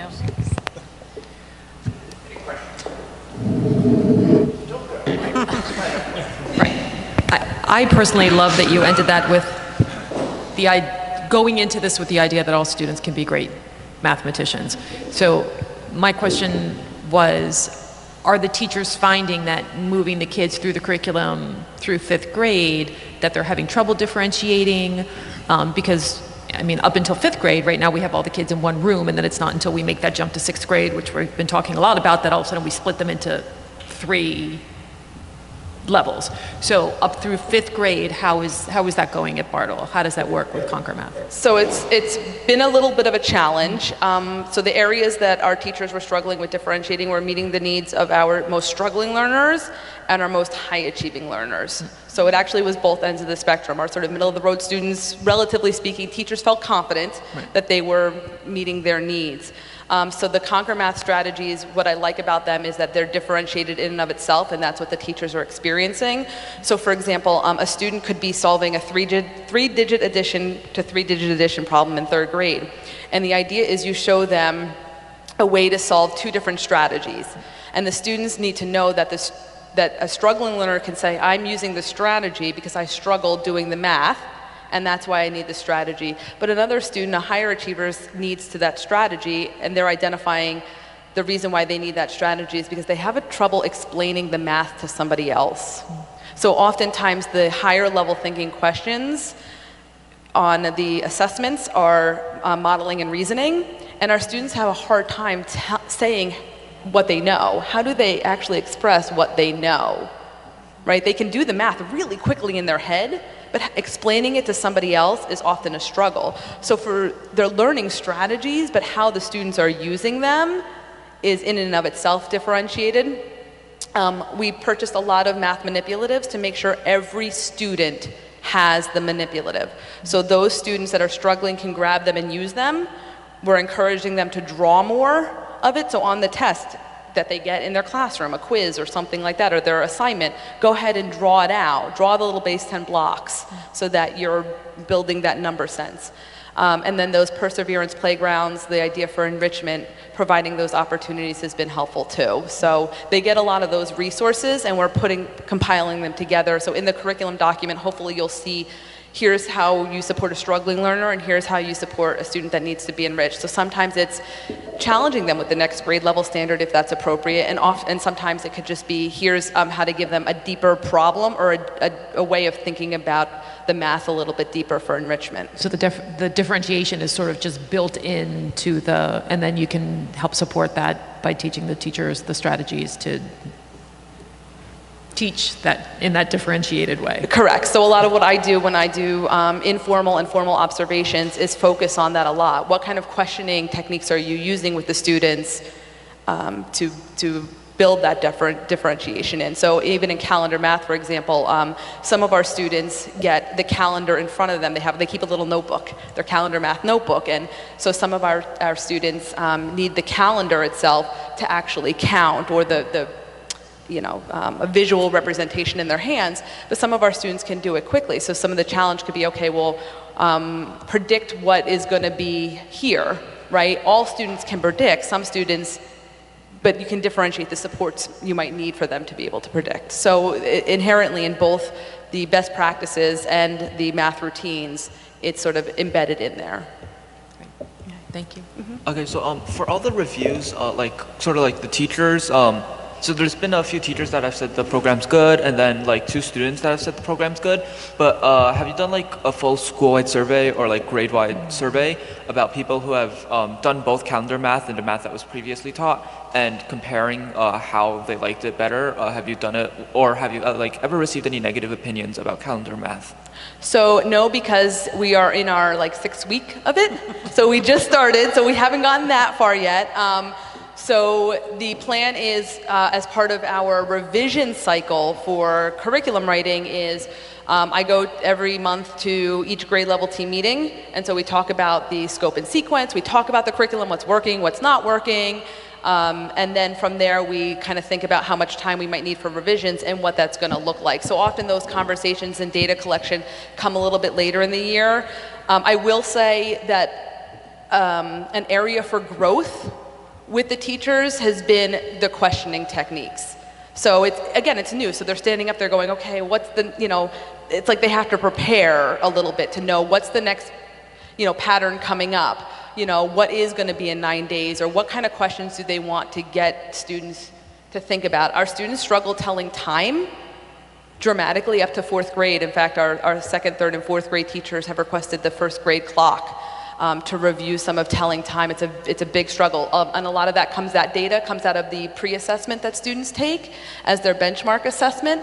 So right now I've just reviewed all but 2 classes data, and telling time is a big struggle for our students. So we're sort of building that in, and hopefully the data at the end of the year will show that they've grown significantly. And then the hope is next year the pre-assessment data will result in a higher achievement of the pre-assessment data, because they're now being exposed to this. So we are doing data collection. I just don't have that now because we're only a couple weeks into it, but we have thought about ways that we can collect data to look at our programming and those best practices to make sure they're meeting the needs of all of our learners. And our pre-assessments, when I started 2 years ago, students were getting really frustrated by taking the pre-assessments. I remember hearing teachers during a fire drill talk about their students crying because they were taking assessments that were post-grade level assessments. So for example, a 5th grade student would start the year taking a 5th grade test, but they haven't learned the 5th grade standards yet. So we changed that best practice when I started, so all students get the previous grade level work as the pre-assessment, because that tells you, okay, what did they retain from their mastery of the previous grade level, and then how can I use that to differentiate in the class? Can I just say thank you? Yes. Yes. That was a practice that drove me out of my mind. Like, why do you want to start the year off by making kids feel stupid? Right. Like, give me a whole huge test full of stuff I've never been taught. Yeah, that's not think that was the first thing I changed. And then to get the grade back. I got a 20? I can't think of anything more demoralizing.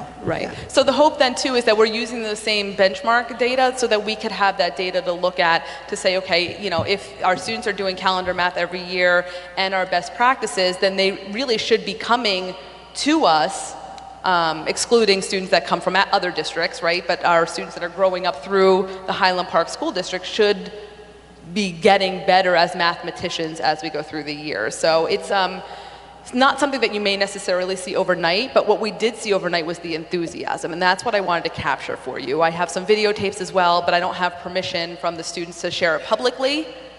But I can share it privately. But some video of the students doing this, getting really excited and just speaking math language, I think is really, really critical. So will those concepts be able to be moved up, vertically articulated through, to keep that kind of engagement with math as the kids move through middle and high school? Because I remember when we went to Fannie Lou Hamer School in the Bronx, do you remember? These kids, high school kids, it's one of these performance consortium schools, so they don't do standardized testing. They have basically what do you call them? Like they do these massive portfolios, but they write 15-page papers about math. And I'm sitting there with my head blown, I can't even imagine writing it, but these kids could think about math. They were taught a different way of doing math other than just memorizing formulas and applying them. They were really taught to think critically about math, and that would be a pretty amazing thing for us to be able to move. all the way through. And so that's part of actually the assessments that we've created for pre and post assessments for our benchmarks have been more open-ended questions for them to explain their thinking, use a strategy, draw a picture, write in words, explain your thinking. A lot of the teachers now are using prove it. If you go down to Ms. Gappa's class in kindergarten, it's like all day. It's like, prove it, prove it, prove it. And the kids have to come up with the little pointer and show how they know what they know. So we're using a lot of that vocabulary, but are inherently built into our own local assessments are a lot of the rich thinking through words and pictures, because not everybody can necessarily write it, but the hope is that we build that over time, that capacity for a stronger ability to think critically about mathematics. So it's not about can they memorize all their multiplication tables really, really quickly. In fact, research says that that's actually damaging to students, but that they can explain why that strategy is the best strategy, right? How did they get to that? What are other ways of thinking about that? How does that work? Why does that mean anything in their everyday life? How is that applicable? Those are the kinds of things that we're building that hopefully will then get themselves up through the middle school. So what I didn't include there was the middle school spent 2 years doing the same kind of Conquer Math workshops. This year they're integrating a version of a routine in their class. So they don't call it calendar math, but it's like a version of a number sense routine. So we're working on that with middle school as well. And then this year, through the Title I funding at the middle school, we brought in a math coach, which will be working with the teachers 3 times a month, 2 coaching sessions and 1 professional development session. So the coach comes in, does walkthroughs, gives some feedback, and then based on that, customizes professional development for the teachers, whether it's working on those best practice strategies, student-centered strategies, higher level questioning techniques. We did a whole workshop last year on assessment, and we noticed that so if you look at Bloom's taxonomy, levels 5 and 6 are the highest level of Bloom's in terms of thinking. And what we discovered is that teachers didn't really have anything higher than a 4 on any of their local assessments. Wow. And now we're asking students to operate on a 5 or 6 when they take a statewide assessment. Right. That's clearly an issue. So our middle school teachers have been working on looking at assessment design and saying, okay, so if it's a quick formative assessment, is it a summative assessment? Where can I embed more practice in modeling and reasoning and critical thinking? So we've been really taking sort of a closer look at our own assessments to make sure that we're not just assessing for that, is it a right or wrong answer, but that we're assessing for the why, and how do we know that you know that? Quick question about that. It made me think of ELA students. ELL students that are perhaps not fluent in English and can't really prove it, in the kindergarten classroom. Is there a strategy or, a pathway for them to express themselves mathematically? Because I think, numerics is kind of the way that they've been able to express themselves. Math is a language, so are they also being graded on their ability to verbalize, for their math assessment? Do they have to verbalize what they're able to do mathematically? So they have to show how they know what they know, and that can be whatever works for them. So the teachers sort of differentiate for that. So if a student struggles, they can just take the manipulatives and show that they know that concept, that they're working toward mastery of that skill. So for some of our students that have limited language, the English language, we can just show them pictures and they can figure out the math, because numbers are a very universal language, although once you get to the teens, it's a whole lot different, but they can at least write. They're familiar with numbers for some of our learners, but for others it's just the concrete, just the manipulative, and working toward that. But the assessment itself, that's something beyond our control. Well, so depending, so local assessments are within our control, and so the teachers will use the manipulatives as an assessment. Yeah. Right? So we differentiate our assessments when we're looking at how do we ensure that we're measuring mastery of these standards. On state assessments, there are accommodations for students Some of our students are exempt from those exams, some of them get accommodations, some of them take a different exam. So for our English language learners that are high intensity, they don't take the PARCC exams, they'll take a different exam. Okay, thank you. You're welcome. So one of the things that you said before is that your pre-test for each class is now the previous year's final. Grade level standards. Yeah, grade level standards, yeah. So the previous year's grade level standards, not the year that they're taking currently. Previously when it was the grade level that they were in, if they got like 100 or like a perfect score, then that means that they don't have to take the class, basically. They already know everything that's in the class. But like now if someone, Personally, I don't see like the benefits in turning it into the previous grade levels, grade standards, because if you don't, the purpose of a pretest is to see where you can grow and improve, not really like completely your foundation. So that's not best practice. Best practice is to find out where the students are currently operating. So if you're a 5th grade student, at the beginning of the year we want to say, how much mastery did you get of 4th grade standards? Now, if you already have mastery of 5th grade standards, that's great. And where that'll come out is in when they do each unit of study.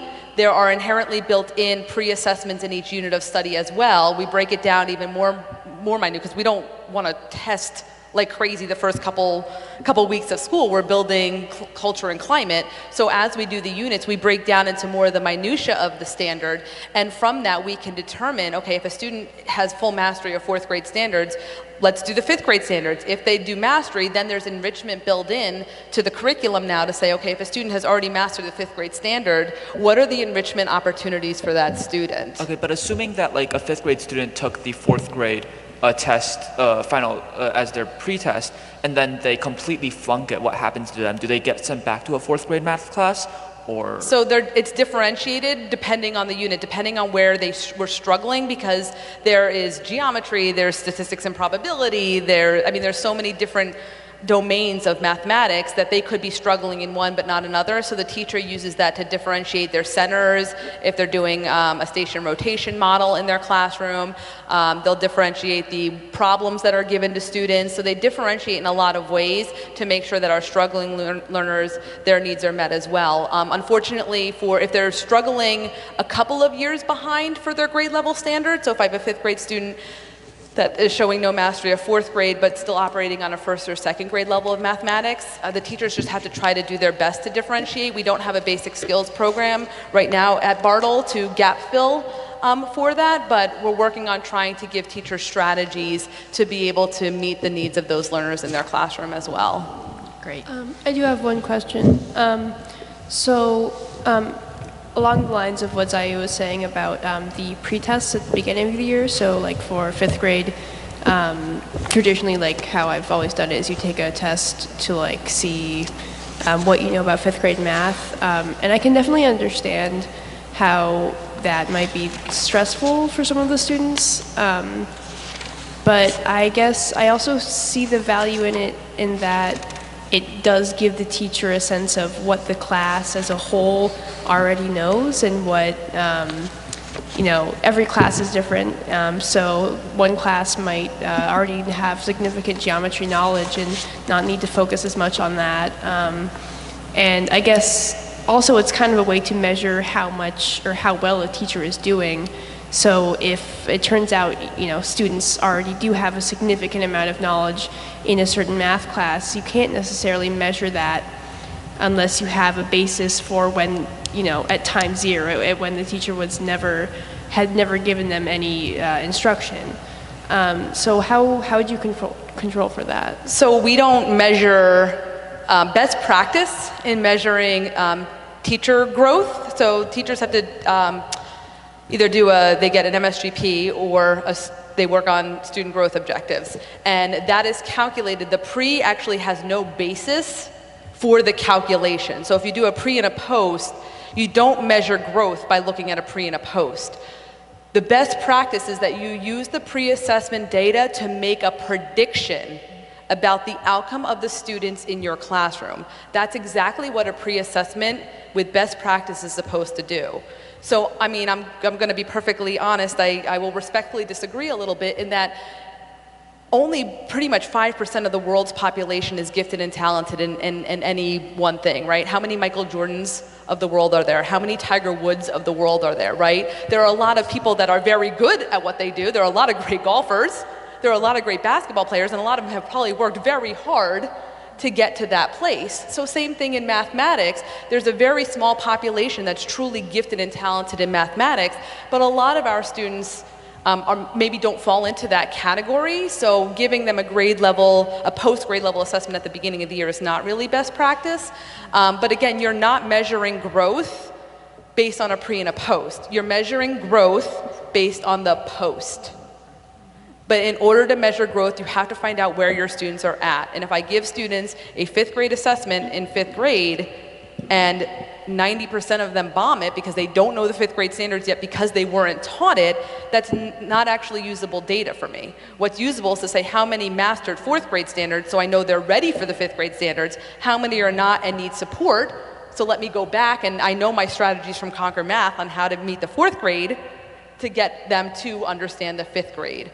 So, and then we we take that pre-assessment data and we group our students into tiers, just only for data collection purposes, to make a prediction about where they're going to be at the end of the year. That's all the pre-assessment data does, and we use a couple of other data points as well, like their ability to problem solve, think critically, or persevere, because a student that is going to persevere might have a higher outcome than a student that doesn't persevere. And then they use that to make a prediction to say, okay, by the end of 5th grade, I predict that, my students that were mastery of 4th grade standards are going to be mastery of 5th grade standards. My students that were struggling, I'm going to really work on that group and try to get them up, a level or two. So that's kind of how we use that data for best practice, according to the state of New Jersey. Thank you. We're gonna stop there. Thank you You're so welcome. very much Thank you. for your time and for coming back after your class and for all of the work that you're doing. We very much appreciate it. Thank you.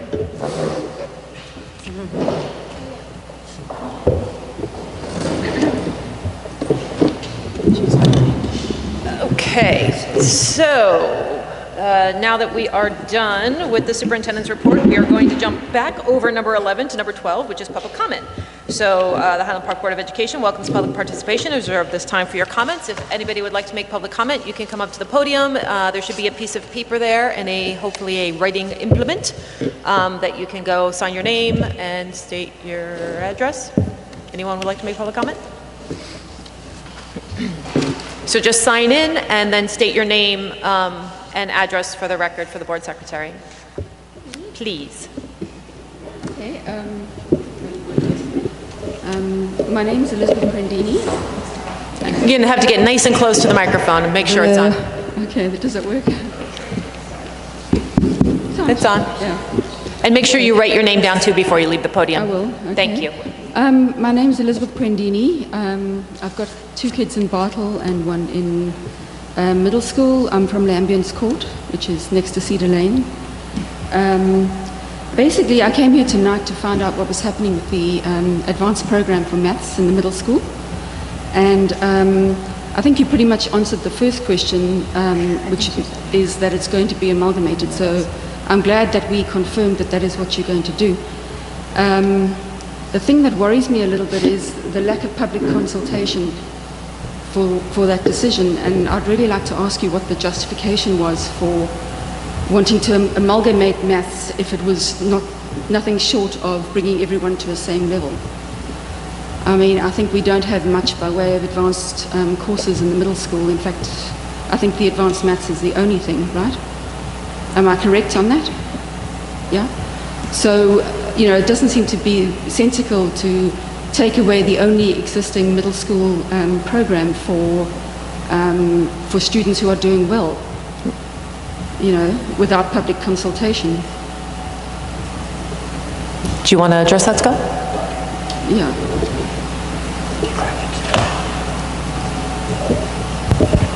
Well, could you go back and repeat the question again? I'm listening, but I'm having a hard time. If you could just speak up a little bit louder, that would be appreciated. She's asking why are we taking away the higher level math if that's the only advanced? Well, let's be clear that the highest level maths are being kept in place. Sorry, I can't hear you. So the higher level math Well, you track, if you want to call it that, will be kept in place. But how do you intend to do that if you're going to amalgamate 6A and 6?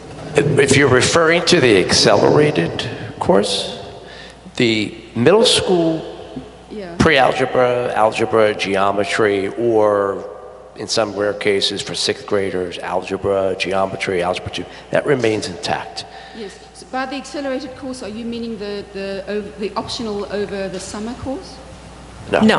Because No. that would be, to me, the accelerated. Correct. Right? What we're talking about really is the kind of streaming of the mathematics classes, because from what we understand, you have people who do well at maths, you have people who struggle, and you have people who deal with it normally. You know, you have an average group, so you should expect 3 groups, basically, right, on a normal curve in mathematics, right?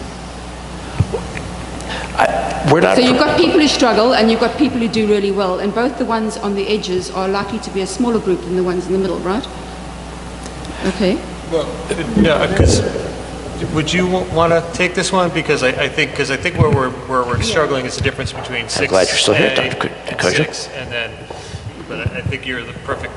Thank you. Yeah, I'm sitting there going, I just want to talk. I just want to talk about it. Okay, so there's 2 options for 6th grade students currently when they enter. It's Math 6 or Math 6 Advanced.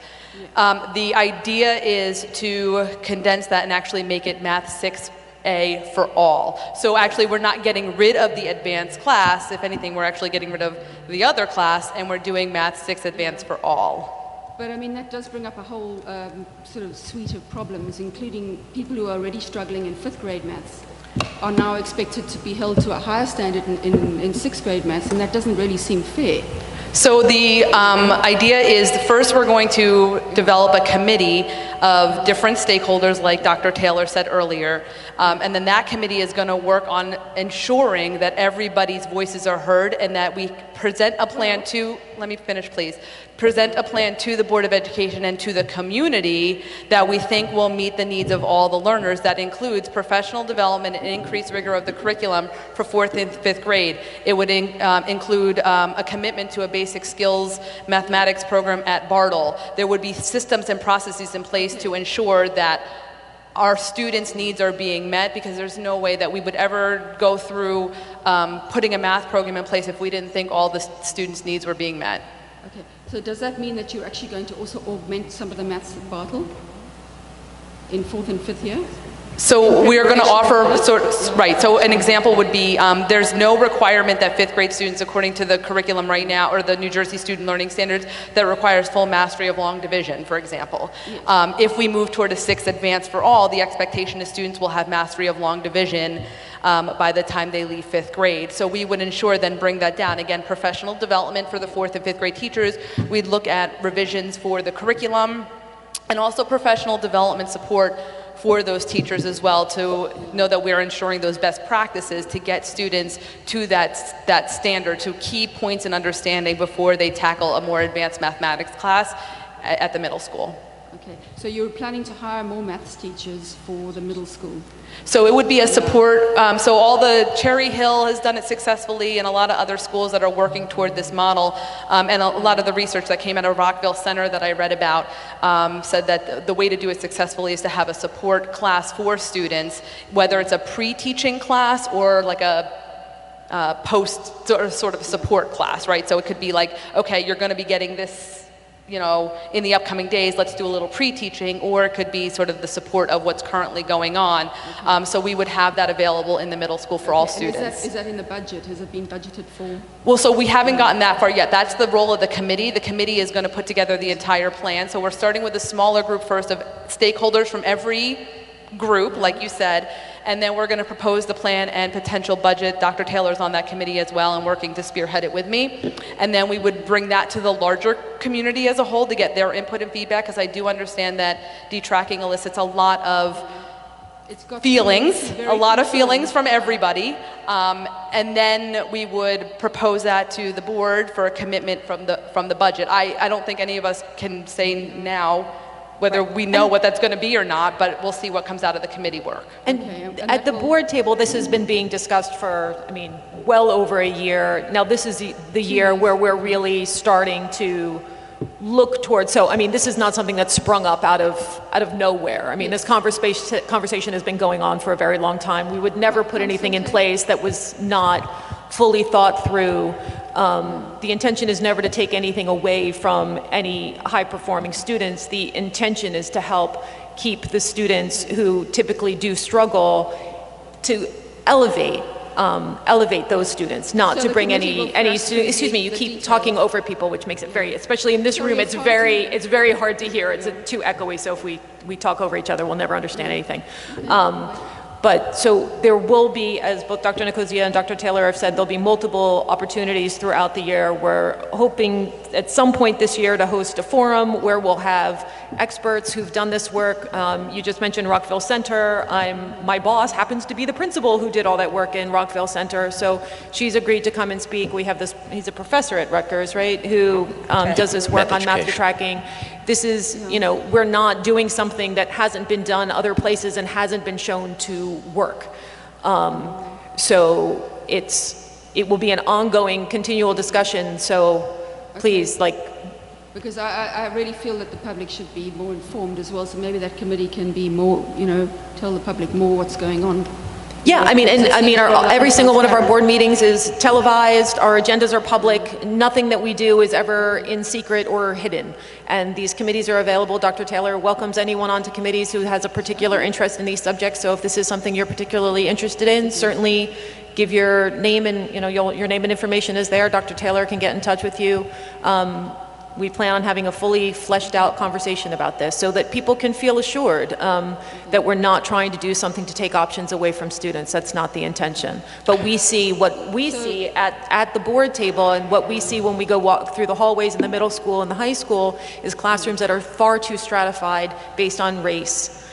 And we can't let that continue. Yeah. I have to add that I thank you for bringing up the forum. I'm looking at putting this forum together in the third week of January. So as soon as I have a clear date, you'll be hearing me via Honeywell and whatnot. And thank you, by the way, for being here and answering.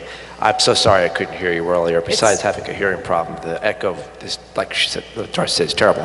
One thing I want to add, as Darcy pointed out, we've been spending a lot of time talking about this.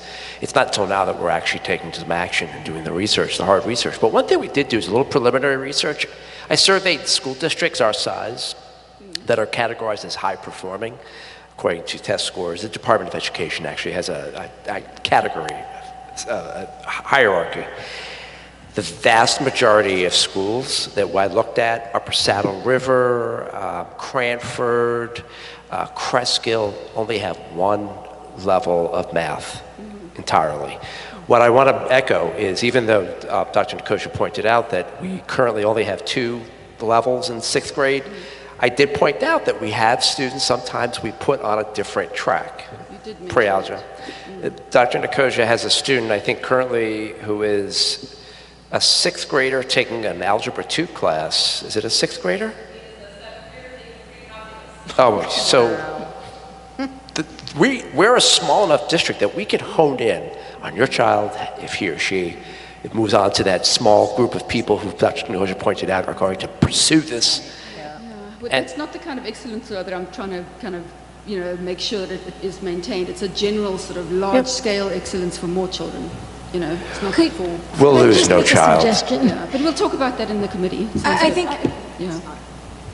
I really want to just make a quick suggestion that there's a lot of research out there in the meantime, if you'd like to do your own reading about this, because I know what common sense would lead you to think is not always what the research has told us, and this is over many decades that this research has been done, so there's a lot to read. Yeah, sure. But maybe, you know, this committee will be a good starting point to, you know, allow us to, you know, answer some of the important questions about that. Any new initiatives, it's really important that we flesh out all of those questions and concerns. Absolutely. And that's why we're taking so much time to do it, is specifically for those reasons. Okay, great. Okay. Thank you. Thank you. Did anyone else want to make public comment? You have to go to the podium. This pen doesn't work.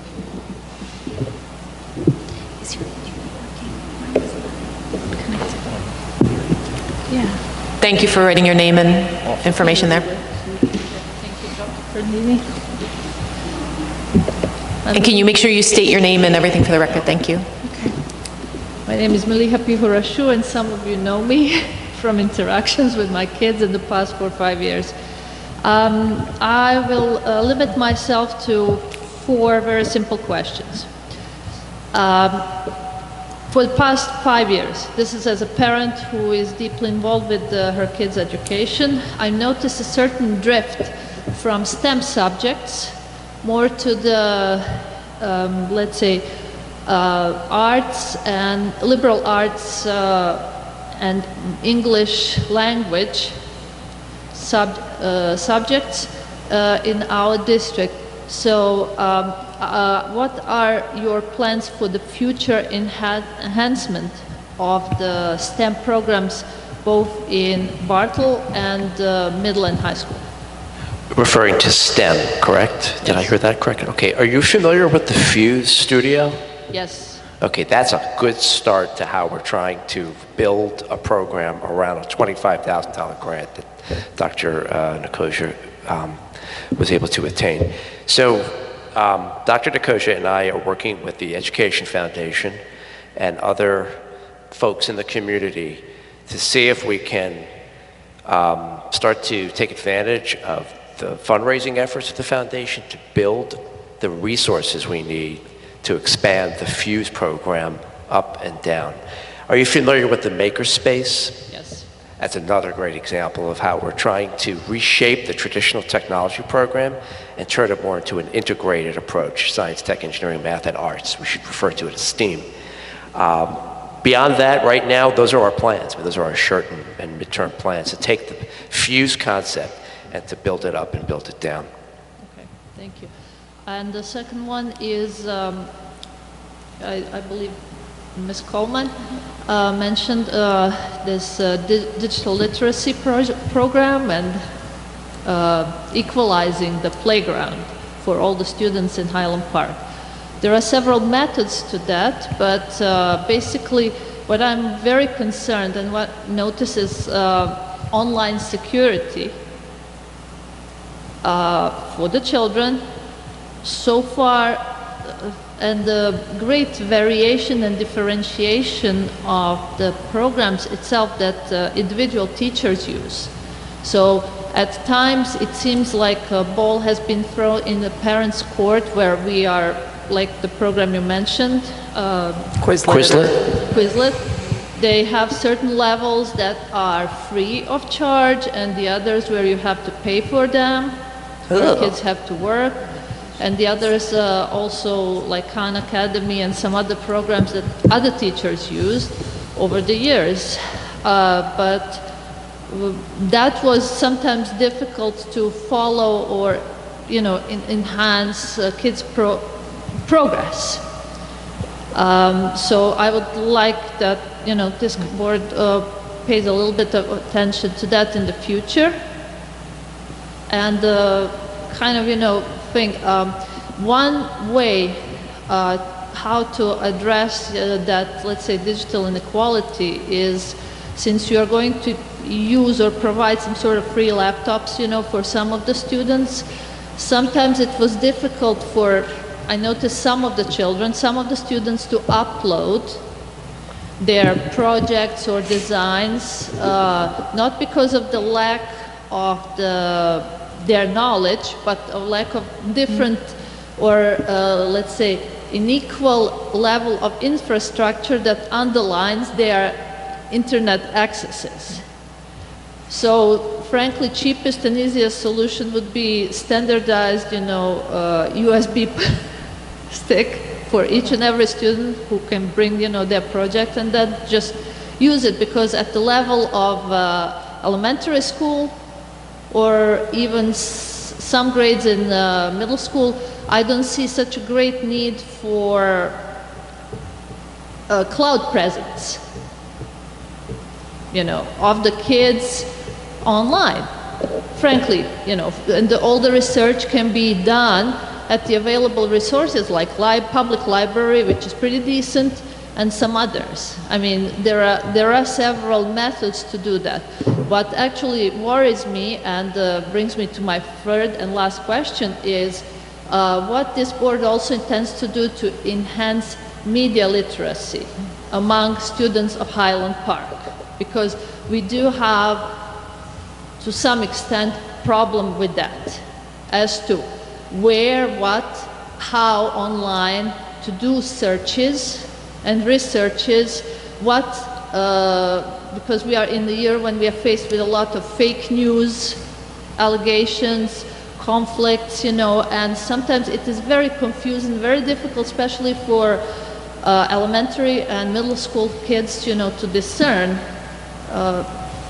what topics and issues are valuable. That would be all. Thank you very much. All very valid points. Thank you. Do you have any kind of cursory response? Make sure yeah, right. So, do you have any cursory response to that last? I don't, bit? except to say that I know the supervisors and I just met recently about working with the Bartle Media Specialist to get the work around being smart internet travelers and knowing what proper resources are started. It's we have a new media specialist, and we're taking him under our wing, and we're looking to revamp that program to make it more focused on just that. But beyond that, I don't have much more to share, except to say that I think your points are very valid, and it's good to have the STEM supervisor sitting behind you so she can hear it from you too. I can actually provide some information about the high school. I don't know about Bartle or the middle school on online presence, but in the high school, in our English and history classes, both we do learn about how to identify reputable sources, how to cite sources, obviously what sources to avoid, choosing like sources that aren't .com, always,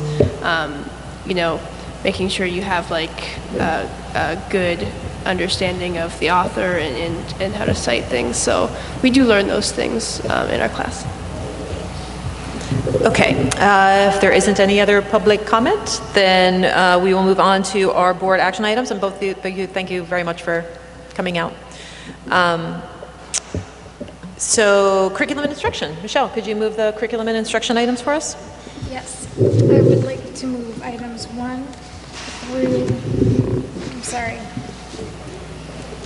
7. Okay, is there a second? Second. Is there any discussion? No? Okay, seeing none. Linda, could we please have a roll call? Yes. Ms. Byer? Yes. Ms. Simoresti? Yes? Ms. Coleman? Yes. Mr. Magaziner? Yes. Ms. McFadden Nicola? Yes. Mr. Roslevich? Yes. Yes. Okay, Ron, could you please move the finance items for us? And yes, and before I do, I have a quick point of order question. What do I do with number 13? Can I move that myself? No, Yeah, in terms of moving it? Okay. Okay, so I'd like to move items 1 through 22. Okay, is there a second? Second. Is there any discussion? No, seeing none. Linda, could we have a roll call? Ms. Byer? Yes. Ms. Simoresti? Yes, and I'll abstain on 11. Ms. Coleman? Yes. Mr. Magaziner? Yes, and I will abstain on 13. Ms. McFadden Nicola? Yes, but I will abstain on number 14. Mr. Roslevich? Yes. Okay, and Ruth, if you could move the personnel items for us. Sure. Okay, I'm going to move items 1 through 9, and then 11 through 40. Okay, is there a second? Second. Is there any discussion? No? All right, seeing none, Linda, could we please have a roll call? Yes, sorry. Ms. Byer? Yes. Ms. Simoresti? Yes? Ms. Coleman? Yes. Mr. Magaziner? Just one moment. Well, yes on everything and abstain on 33.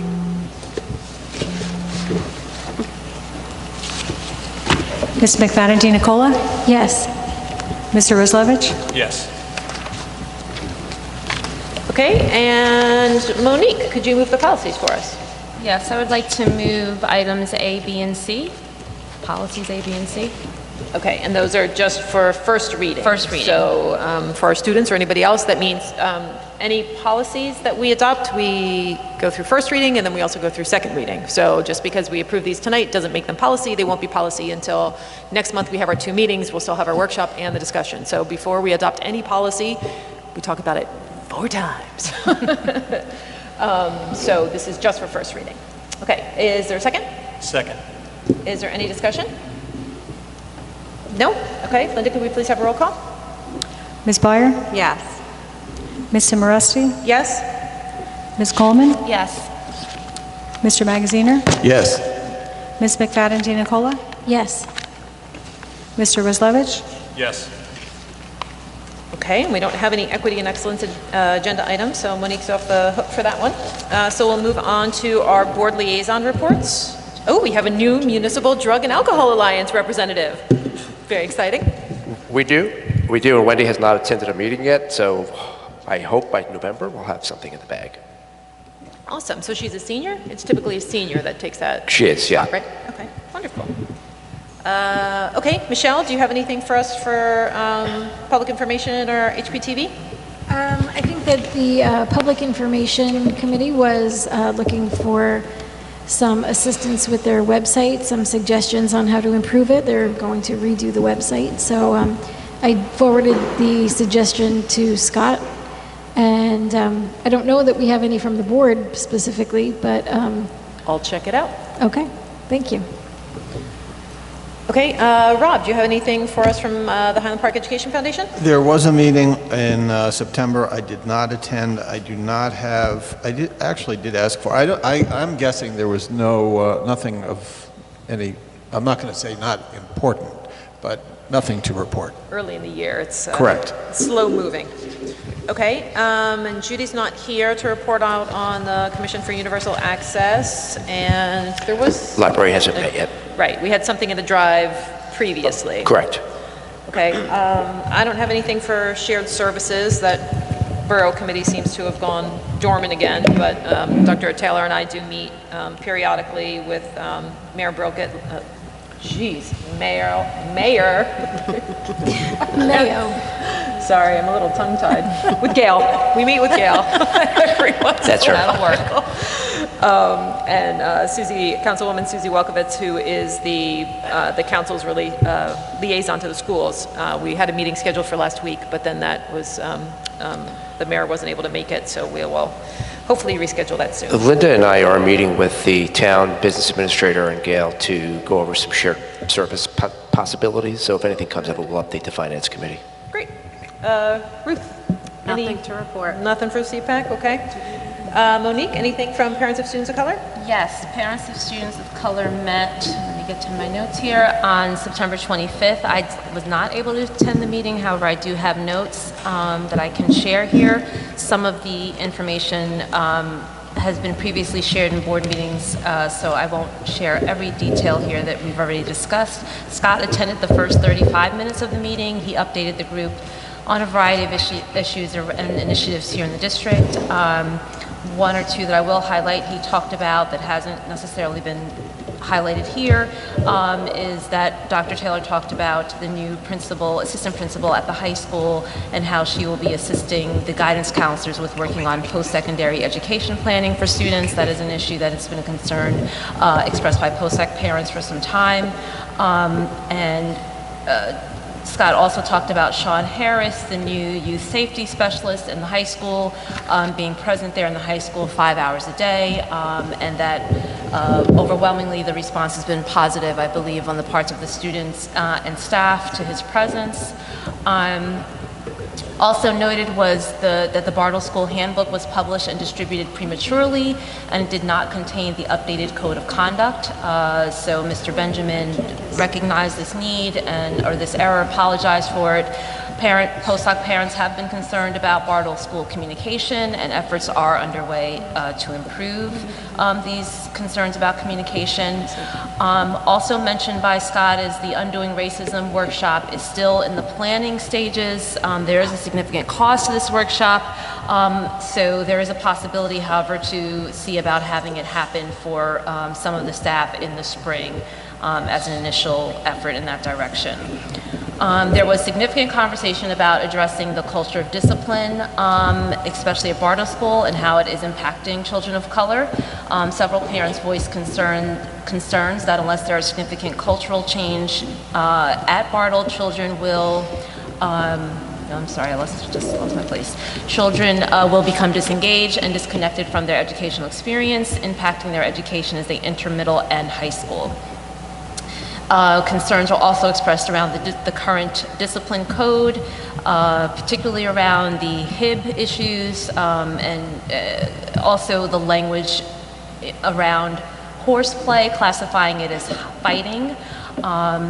Another concern was leaving the interpretation of behaviors up to paraprofessionals and teachers, and the role that implicit bias may play in these instances.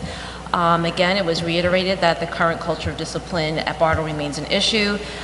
In response to this ongoing concern, Scott did invite a member of HP Postdoc to join the upcoming Discipline Study Committee meeting, which will be happening October, is it 30th, Scott? Discipline Study Group? Okay, when they meet next, there will be a postdoc representative there on that committee as well. So that's a welcome addition. Another suggestion was to have Mr. Benjamin join the monthly postdoc meetings as well to engage in discussion with parents about their concerns. And it was agreed upon that he would be invited, and I believe both of these ideas are going to be moving forward. Correct on that, okay. Another topic that came up for discussion here was just a resident by the name of Holly Turner who represents an organization called Raising Hands, or a program called Raising Hands. She's a current HP resident and special education teacher trained in Orton-Gillingham method. She discussed her efforts to bring reading tutoring to students from low SES households, students with dyslexia or disabilities, and other disadvantaged students in HP. This program would provide one-on-one tutoring. She asked for assistance in disseminating information about the program to teachers. She's also looking for ways to fund the program, and it was recommended that she get in touch with Jennifer Knapp, who's in charge of tutoring in HP schools. Also discussed was the upcoming Windows of Understanding project that will be on display here in the town. Miriam Lefkowitz discussed the Windows of Understanding project and asked if PostDoc would like to sponsor a window. I think they're considering that. I'm not sure what the update is there. And upcoming will be a college prep workshop. So really exciting news that I think PostDoc is hosting its first, hopefully annual, college prep workshop for all HP students and parents in middle and high school. It'll be held in collaboration with the Zone 16 Center. Reading from the flyer, the college prep night will be Thursday, November 1st, 7:30 p.m. at the Zone 16 Center, 600 Benner Street in Highland Park. Everything you need to know to apply to college and figure out financial aid. Light refreshments will be served. Middle and high school students and all caregivers are welcome. There is an RSVP on the flyer to hppostdoc@gmail.com or Highland Park Parents and Students of Color page on Facebook. And the next meeting will be Wednesday, October 24th at 6:30. For 6:30 to 7 is the members-only portion, and 7 o'clock it's open to the public. Thank you. Do you know if for the college prep night workshop? Thank you. Are they working in conjunction with the guidance office at all? I mean, that seems like it would be a really cool way to flag students for the guidance department. I actually, from high school parent here, I got a guidance email saying that they were hosting some similar type event on October 29th, I believe.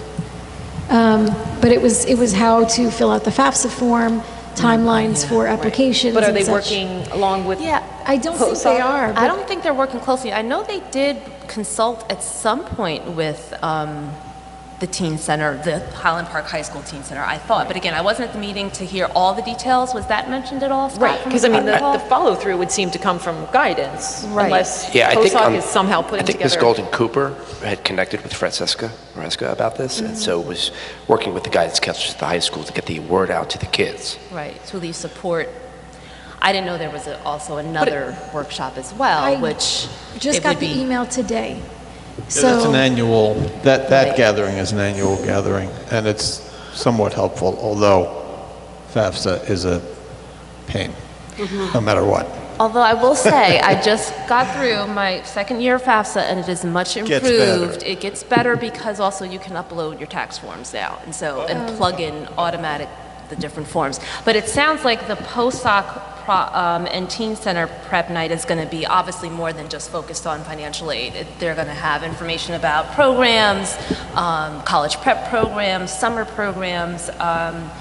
And so I think it's a more comprehensive sort of Yeah. approach to the process as opposed to. I don't know how everyone else feels, but I feel like as a high school parent with a first-time graduate on the way, like at the end of the year, I appreciate having separate events because it is overwhelming to have everything in one event. that's true. So, I mean, it my would be only thought nice- was to make sure that the guidance department knows Supporting, yeah. Oh, kids yeah. that need that help. I mean, like an Yeah. information aid is fantastic, but then like it's hard to then just be sent on your way. Like, okay, now go do it. You know, I don't know that the guidance office would be the best people to do that because they, again, this is a larger conversation for all of our committees, but like we've talked about how the guidance office is struggling to get done what they need to get done, and they are short a supervisor. They don't have the SAC that used to be working there. Like for many years, the guidance office has been kind of being rebuilt from scratch.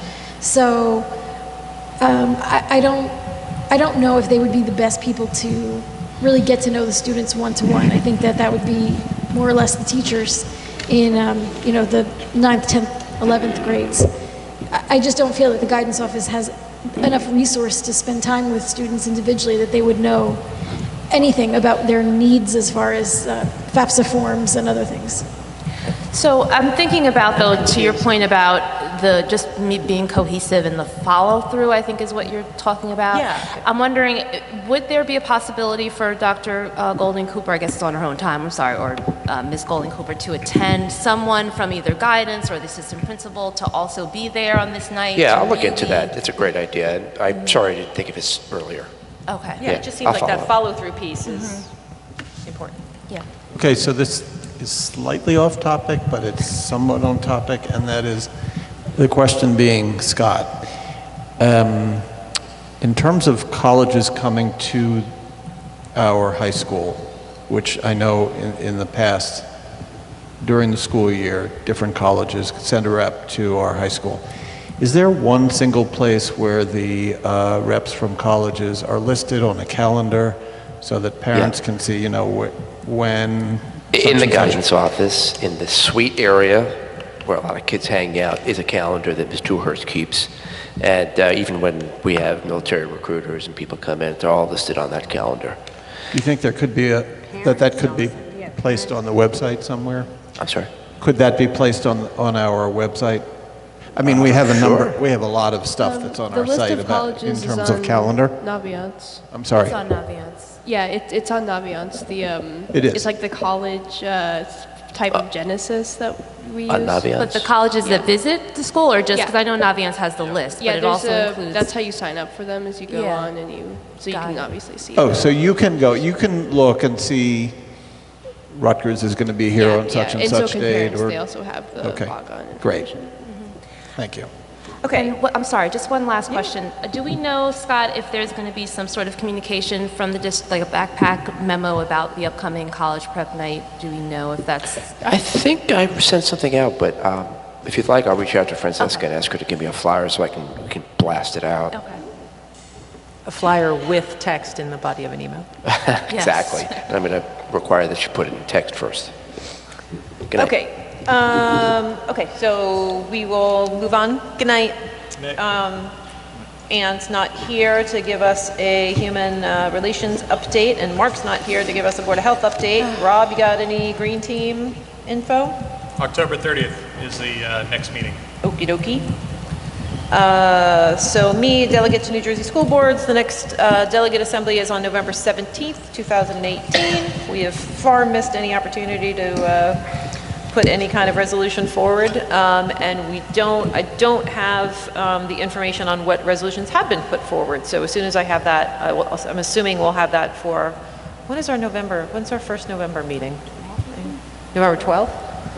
All right, so we'll have to talk about it at that November 12th meeting, once I get those resolutions for us to discuss a little bit, because we'll have all 5 days.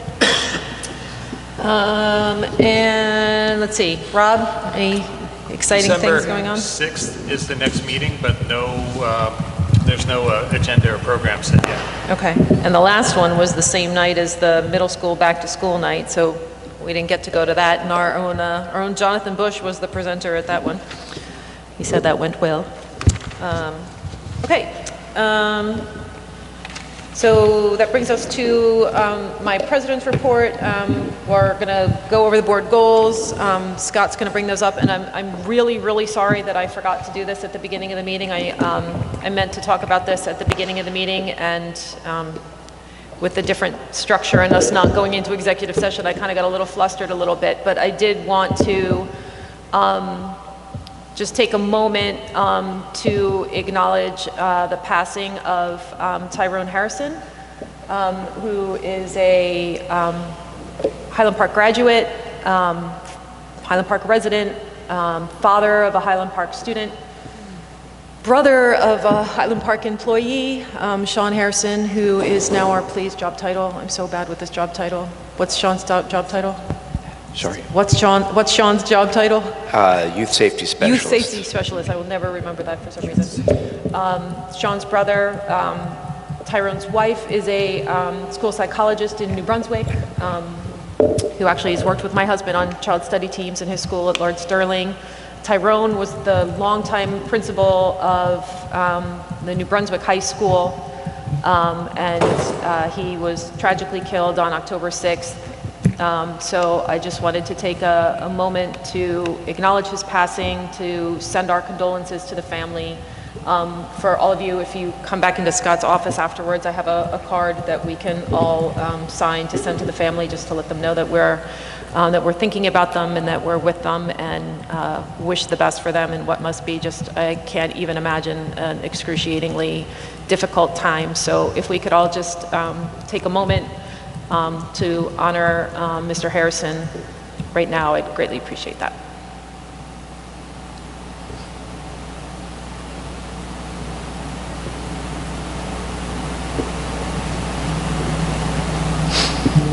Okay, thank you very much. And Scott, maybe you could say a little bit about this morning. Dr. Taylor this morning went to the service for Mr. Harrison. And So the coaches of the football team, Mr. Lassiter and I, took a bunch of the football players in uniform to the church. Service was held at the First Baptist Church in Lincoln Gardens on Route 27 in Somerset. We intended to go to the viewing at 9 o'clock. The service wasn't until 11, but we were escorted to a small room and told that the family requested that the football players walk behind them when they proceeded during the funeral service into the church. So, and then they wanted the team to sit next to the son, who is our 9th grader, also a member of the football team. So I was extremely proud of our football players, the coaches. They were just absolutely wonderful, caring, a lot of hugging.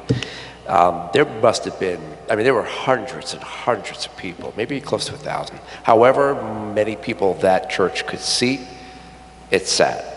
And then I did leave the service a little early to get back and take care of some things here, but I understand that a few of the team members were asked to be pallbearers.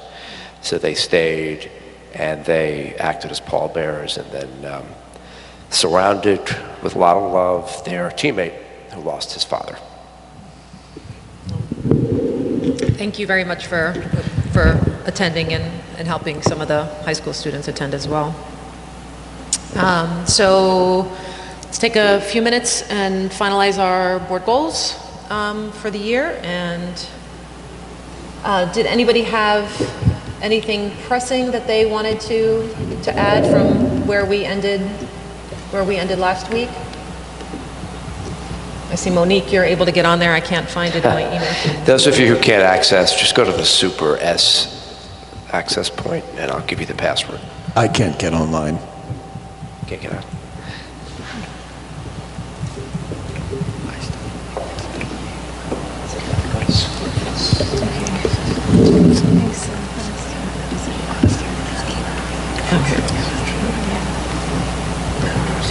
And if anybody needs to access it, remember Dr. Taylor sent it to us last week during the board meeting, so it's in your email from October 8th, if you want to pull it up on your screen.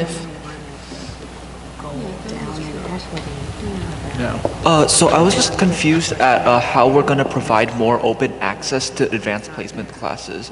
It says that, but like, are we going to have guidance talk to more students? Are we going to promote it to students? What are we going to do to... Well, so these are our board goals. So we don't necessarily right now have specific action steps for every one of these goals. This is kind of more of like, almost like making your wish list. Some of these we may be in mid-process, some of these may just be ideas that we're formulating, some of these may be things that we're almost done with. As we go year to year, some things will come off so we already kind of did that, I think 2 meetings ago, you guys did that kind of. Before that meeting, Dr. Taylor took things off of our board goals from last year to say, okay, these are already accomplished. So this is just kind of like a rolling document of what it is that we're looking to do. So we're not necessarily going to have all those answers right now. I mean, based on my personal experience, at least I feel like advanced placement classes are like basically already completely open from what I've seen with like how the process is done. Even if the teachers don't recommend you into an advanced placement class, all you have to do is go to guidance and sign a waiver and they'll let you into the class. So I think it's already, like, at least based on what I've seen, it's open enough and it's basically like fully open, anyone could do it. Right. And I appreciate your perspective, but I don't think other students find it that easy or know what the process is, so. Yeah, Zaire, one of the things I've come to find since I've been here in the last couple of years is that because we may lack resources in our guidance department, not enough hands on deck, not all of our students are actually, this isn't communicated to all of our students. It appears to be some of the students who are more well-versed in the way things are working in our schools that can jump on that, or who have parents who happen to be educated about this as well, but not everybody is. So I think we need to do a better job on our end to be proactive. Well, looking at it in that context, I'm just wondering, and it's slight, I felt very comfortable with our wording on it up to now, but rather than promoting more open access, what we're trying to do is, just going from promote to promote more open access. If the idea is that the open access is already there, but we want to promote. We will be more proactive in communicating and working with people. Yeah, right? so with students. I mean, do we want to like zero in a little bit more so where what we're actually promoting? So maybe the goal is actually the flip, which is to explore the hindrances, explore the things that actually stop students from moving into those classes. Does that make sense? Yeah. Because I mean, the first step would be like, why aren't certain groups of students getting into those classes? So like what we really need to do is explore why those kids aren't there. I just wanted to say that to that point, communication is probably a word that we want to throw in there at some point, because it already is board policy that students can get into certain classes by, waiving into them. But, I sound like I'm just making it up, but I guarantee you that most students don't know that. And they take their teacher's recommendation as gospel. So if their teacher does not recommend that they go into the honors course, they don't think that they are given any kind of, ability to get into that honors course, even though they think they might be able to do the work. Now, thinking that they might be able to do the work is another way that, we need to probably do a little bit more research, because I think that sometimes we're dealing with motivation that has been squashed at very early ages. Like Dr. Nicosia was saying about, calling all of the students mathematicians. That doesn't mean that they're all professional paid mathematicians. That just means that they all have the capability of thinking, critically about math. So I think it's more of a communication issue as well, that the students are given the information that they need to gain access. Yeah, I'd actually like to add on, I think that the idea of access to information is really key here, and we should include that somewhere in the board goals. I've been doing some light research on this, and a study from 2015 showed that a lack of information is often cited as a barrier for underrepresented students to get into AP and IB classes. And so I think that, as these can be pretty broad, like we don't really have to specify how we're going to do this, but identifying what our particular school's barriers are for this, if this is a lack of information, and finding a way to target it, I think would be a good way or goal. So should we be adding then a phrase at the end of that sentence? Such as, Where is this? Why am I not seeing it? aren't we talking about promote mixed ability classes at the high school Right above level, the red. including possible replacement of honors classes with honors option The classes, document from last week? and more open access to advanced placement classes? That's what I thought you were. I think there's I a think. lot in there. Can't we just break out that last clause and let that be the next bullet So where point? is this? Under, it's the third, fourth bullet. I don't even know, these bullets are so tiny. But there's a lot there. The one that we're talking about. Right, I think the point of... But we're talking about we're talking about open access to, I'm talking about that second or last second, clause. right. Open access to advanced placement classes, which is kind of the discussion we're having It's an here. afterthought, And yeah. promoting it, communicating Communicate, better right. about it to Right. underrepresented populations. That probably needs to be stated in and of itself, like as the next bullet. That's just a thought. Right. Or So- do we have to take it even a step further and have like be one of our goals, rather than communicating the open access, but kind of like encourage some sort of recruitment within the high school? I mean, maybe this can just be another, one thing that I've said to Dr. Taylor before is, I know in some districts they just take away all barriers. There's not a you need to do this to be in this class. If you think you can try a class and you think you can do it, you take it. So maybe it's just research those kind of like other ways of structuring access to classes. I would think that would be the best thing, honestly, because I feel that teacher recommendations is not the most efficient, nor is it the most unbiased way to promote access.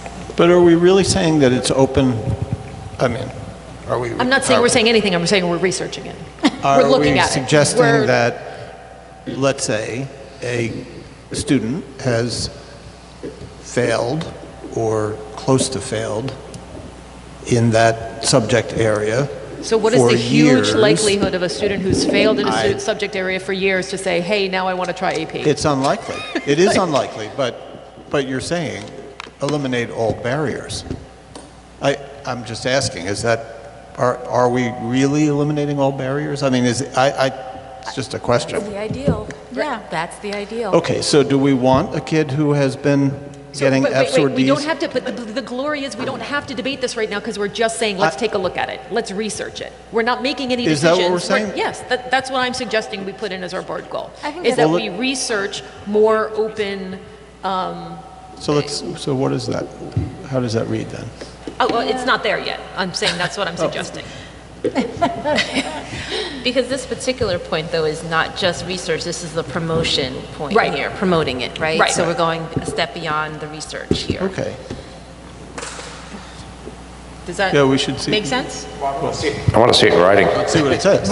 before I Try it comment. out. I I agree. would say we need Because I don't know how it's to, going to look once you I would say reach we it need out. I to- like the idea of researching, because we don't know where this would go. I'd like to know the efficacy of what some of these districts have done. Right. I mean, we've talked about this at the board table multiple times now, right? I mean, we went to Chuck Sampson's presentation last year at school boards, and that's exactly what he said, that when he goes into the interview somewhere and they say, you know, how are you going to deal, you know, with these kinds of issues? He's like, I'm going to blow up the whole system, you know, and that's what he does. He goes into districts and he just you want to be in a class, you're in a class. And he has amazing success with that. Yeah. I mean, and this guy's a Highland Park graduate. This is Freehold? Yeah. Is he's still Freehold Regional? Freehold Is Chuck still Freehold? Freehold Regional High School No, I don't District. think it was. Chuck. Chuck? Chuck Sampson. Oh, I'm He's sorry, still Freehold Regional. Regional, Yeah, right? forgive me. And his experiences with tracking came from our district. He was tracked in our district because he had behavior issues as a young student. As he got older and he felt like he could control himself more and wanted to do more, and said, I want to strive to be here. No. Which psychologically, let's just admit it, that's a really big thing for a kid I don't that have an age. ideological difference at all with the idea that we need to promote mixed ability classes. You know where I stand on that. We may have differences of opinion about how we get there, but I like the idea of researching and not just directing or saying, this is what we should do. Definitely got to look at it. Well, so I agree that with the mixability, like we're still, I think promote maybe is the wrong word there. I mean, we're in our second year. As opposed to what? No. Well, because we're in our second year, right, we have the U.S. History 1 Correct. that we now have the honors option. Now we have English that is a history option. So we're kind of like, it's not really promoting that we're providing doing, right? it at this point, correct? Yeah, I mean, we're providing and looking towards expanding is what we're doing. You know, promote is kind of this like researching into the expansion, the possible expansion of. Right, you know, or continue to evaluate honors option classes that are, you know, happening right now, and research expansion of. Does that make sense? Yeah, I think that makes sense, because that way we can look at it like where we have the professional development in place and where that aligns with different teachers, and where we can expand on it in a way that makes sense with where the teachers are at based on the teachers who have received the PD. So let's see, continue to evaluate outcomes of existing honors option classes in the high school and explore expansion of mixed ability classes. Yeah, that's great. Can I just say a little asterisk? Yep. The scheduling as it stands is still an issue as far as the honors options, the honors option classes go, because what I see is that kids who are in other leveled classes are not, they don't have their schedules open to those honors option classes. That's what I'm hearing. I don't know. It's part of the research that we need to do, but it's something having to do with scheduling that I think is an issue that we haven't heard yet, is that there's certain scheduling conflicts that prevent kids from being in those classes. Well, that would certainly be problematic. Yeah. Okay, so do you think we need this little segment that I have highlighted here, the possible replacement of honors classes with honor? I mean, we No, I kinda don't know see- that that that's seems right. redundant. I mean, we know that that's what we're moving towards, right? Okay. And so then the next step would be to research, I wish I knew, is there a term for this idea of... Instead of research? Investigate? No. Is there a term for what we're talking about? This taking away the, you know, need for certain grades, or for, I feel like there's a word for this that I'm missing. Desegregating? Huh? Desegregating? No. Prerequisites, right. Thank you. That's the word. Thank you, Ms. Ducey. So no, our research, best practices, research, I don't know. To promote more access to advanced placement classes. Say that again? Research best practices I'm following up. Well, I don't know if best practices is right. Research alternatives To selection for advanced placement classes? or prerequisites. I mean, it is prerequisites that we're talking about, right? Yeah, you could put that. Yeah. God, can I Prerequisites spell for- Prerequisites? Is that right? Access for entrance. Darn Yeah, it. I'll jump in. You fix it, Monique. You got it. Research alternatives to prerequisites for honors and AP, is it right? To promote, and then we can say to promote more open access to, right? So we're talking about this stuff happening at the middle school level, not just the high school, is that right? Prerequisites, meaning like math prerequisites would enable you to get into higher level math at the high school. I'm sorry, come again? So I just want to be clear that we're working on alternatives for the middle school and the high school, not just the high school. Well, but I think it's only I think the detracting in the math is separate from this. I mean, because the math is really the only thing that has those levels. Yes and no, because there's prerequisites that exist at the middle school that allow you to gain access into the high school classes. So Oh, yeah, it would be for anything. Yeah. right. So I don't know if we need to specify that. I don't think so. Okay. Yeah. Cool. So research, and I do think there's probably a If what better. you're saying is, instead of saying advanced placement, saying advanced level classes. I mean, the Because prerequisites. it's not just AP. Right. Well, go ahead. You were talking more so, do you need to include reference to middle school and high school, right? Right. But the assumption here is this is all-inclusive. Yeah, exactly. Of Prerequisites. whatever level. Across the board, wherever they come from. So the other thing that I think maybe we need to clarify is the research detracking of middle school math classes. I mean, what we're really doing is, Right. continuing research. We're continuing the research, right? Continue Keep going. continue to research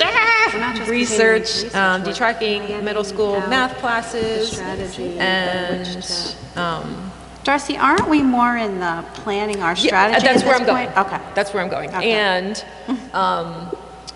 And because I want to get in the piece about bringing the community into the conversation and planning the implementation. Got it. So continue to research detracking middle school math classes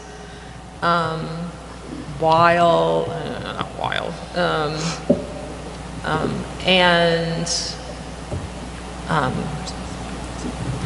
foster open dialogue with,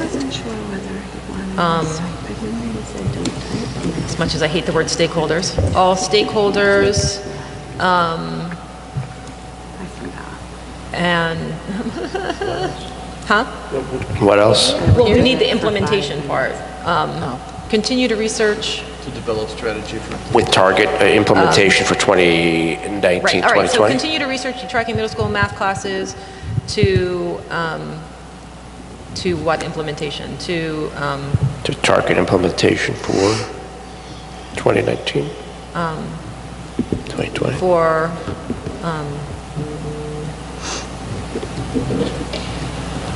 implementation in the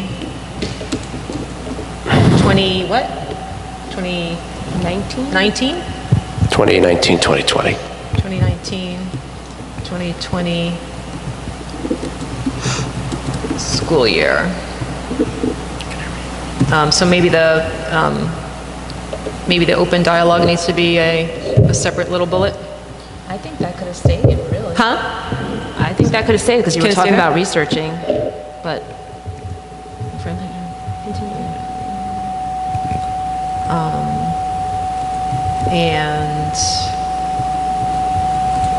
And foster open dialogue with all stakeholders. Throughout the process or something to that effect, right? Through committee work and a panel discussion, right? Yeah. Get Yep. Oops. Okay, I think we beat that one to death. My computer's going to die in a few minutes, so we have to finish the goals. Yeah. All right, so was there anything else that anybody felt we needed to clarify? I had a quick question Sorry. about the board goals. Right, hold on, can we, Ruth, and then I'll come back to you. Okay. Yep. Okay. Ruth, and then I'll come back to you. It's so hard to hear. I know. This is It's horrible. really bad in Let's here. like not do it here again. In terms of the discipline inequities, I think we changed up top in the whole child about encouraging self-regulation, but I think we also need to put maybe up there as well somewhere, just that we do have these disparities in our inequalities in the way we discipline certain students, and that we really need to, that's a goal, we have to decrease that. That's a big one. So where are we? Do you have hypothetical wording in your head that you No. can? Come on. I have nothing in my head right now except for that. White noise. Well, it could be similar to the language we use around the equitable education opportunities, to the extent, though, that we're looking to reduce. With that, are we in goal 1 or 2? With that, We said goal 1 because 2 is like educational. It's not Yeah, behavioral. yeah. Okay. Talking about like discipline and equity. Central sustain. I mean, we So looked here's at where we're that. actually evaluating. We should be continuing to evaluate our discipline data. Yeah, And perfect. Right. So you want to put that like right here? Does that make sense there? Yeah. I'm going to grab my battery pack, okay? Wait, that's under goal Just to keep 2? my computer Okay. alive. Be right back. Continue Oh, to, okay. Okay. what you used a good word. What was it? just evaluate. Evaluate, thank you. We're just good at this. Evaluate discipline data with a lens on eliminating disparities or racial disparities. Not just racial. So how do we want to say that? Special education is way up there also. Just disparities, right? Disparities. among subgroups. Yeah, Yes, amongst. yes. Yeah. Yeah.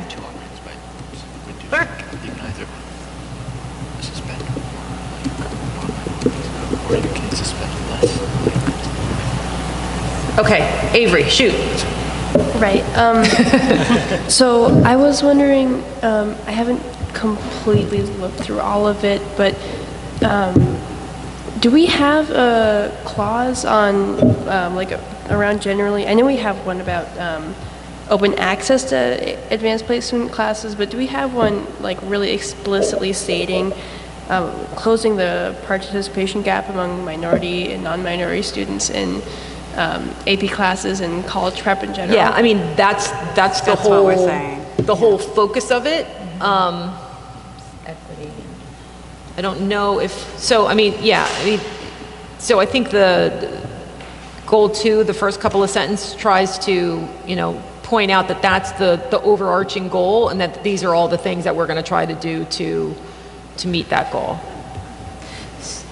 So, but I see what Avery's point is. Would it make sense then to just really actually explicitly state that in the goal itself, that we're looking to equitably provide educational opportunities to students of all races, abilities, cultures, to reduce the disparities, just like we talked about. We know we have disparities in discipline. Right, so for that goal that we worked on, the first one that we worked on where we're saying continue to evaluate outcomes, I mean, why don't we just put in there, continue to evaluate outcomes for typically underrepresented subgroups. To right? reduce, right, to increase representation. Right. Because Avery, that's what you were speaking Is of, that right? Is that what you mean? I think that's pretty much, encompasses it. I think it's like important to like state that like. Can you make underrepresented all one word? Yes, you can. We need to like be That's monitoring. funny. Underrepresented. Continue to evaluate outcomes for underrepresented subgroups Can we just say students? in existing honors. Underrepresented students? Yeah, absolutely.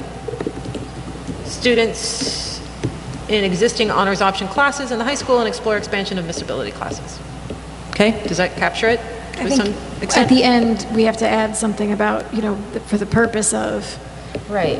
That's what we were supposed to eliminating the gap, however we want to say it. I mean, do we really think this is a feasible goal, though? Like, are there more minority If not, then I quit. Pretty much. If That's it's not what we're feasible, all about. I'm walking out the door right now. That's why 'Cause we're here. That's why we're here. But like, That's are the there, whole purpose of are there- school. Are there enough like minority students that want to do the AP options, or like? Wow, yes. I would, yeah. Yeah. I just wanted to make sure. And that's part of the goal too, is to really promote greater access by encouraging not only the staff to see the possibilities in all our students, but for the students themselves to see that they can achieve at higher levels. So that is part of the goal, I would say. That school that I referenced earlier that Dr. Taylor and I went to, God, it's a couple of years ago now. That was a school in the poorest legislative district in the Bronx, all African American and Hispanic students doing incredible, incredible work because that's what their school asked of them. Fostered environment. Exactly. They were in an environment that said, you can do this. You can write a 15-page paper about math. And if you're having trouble writing that 15-page paper about math, we're going to help you write that 15-page paper about math. And if you write that 15-page paper about math and it's not good enough, we're going to put together an entire advisory panel of adults who are going to help you work on that 15-page paper about math until it's to the standard that it needs to be for you to graduate. So a lot of this is about culture and expectation. If you maintain a culture of low expectations, you will get students who have low expectations for themselves. But if you create a culture where we have the same expectations of everyone, which is what we should have, then we'll see a lot more equity in our classrooms. That's our goal.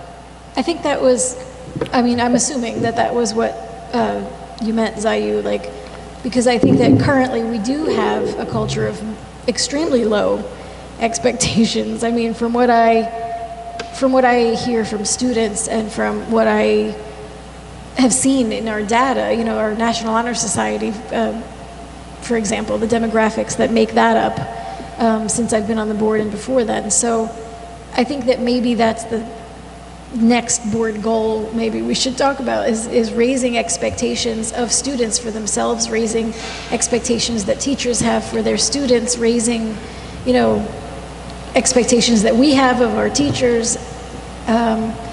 It seems like expectations are pretty low. For some groups.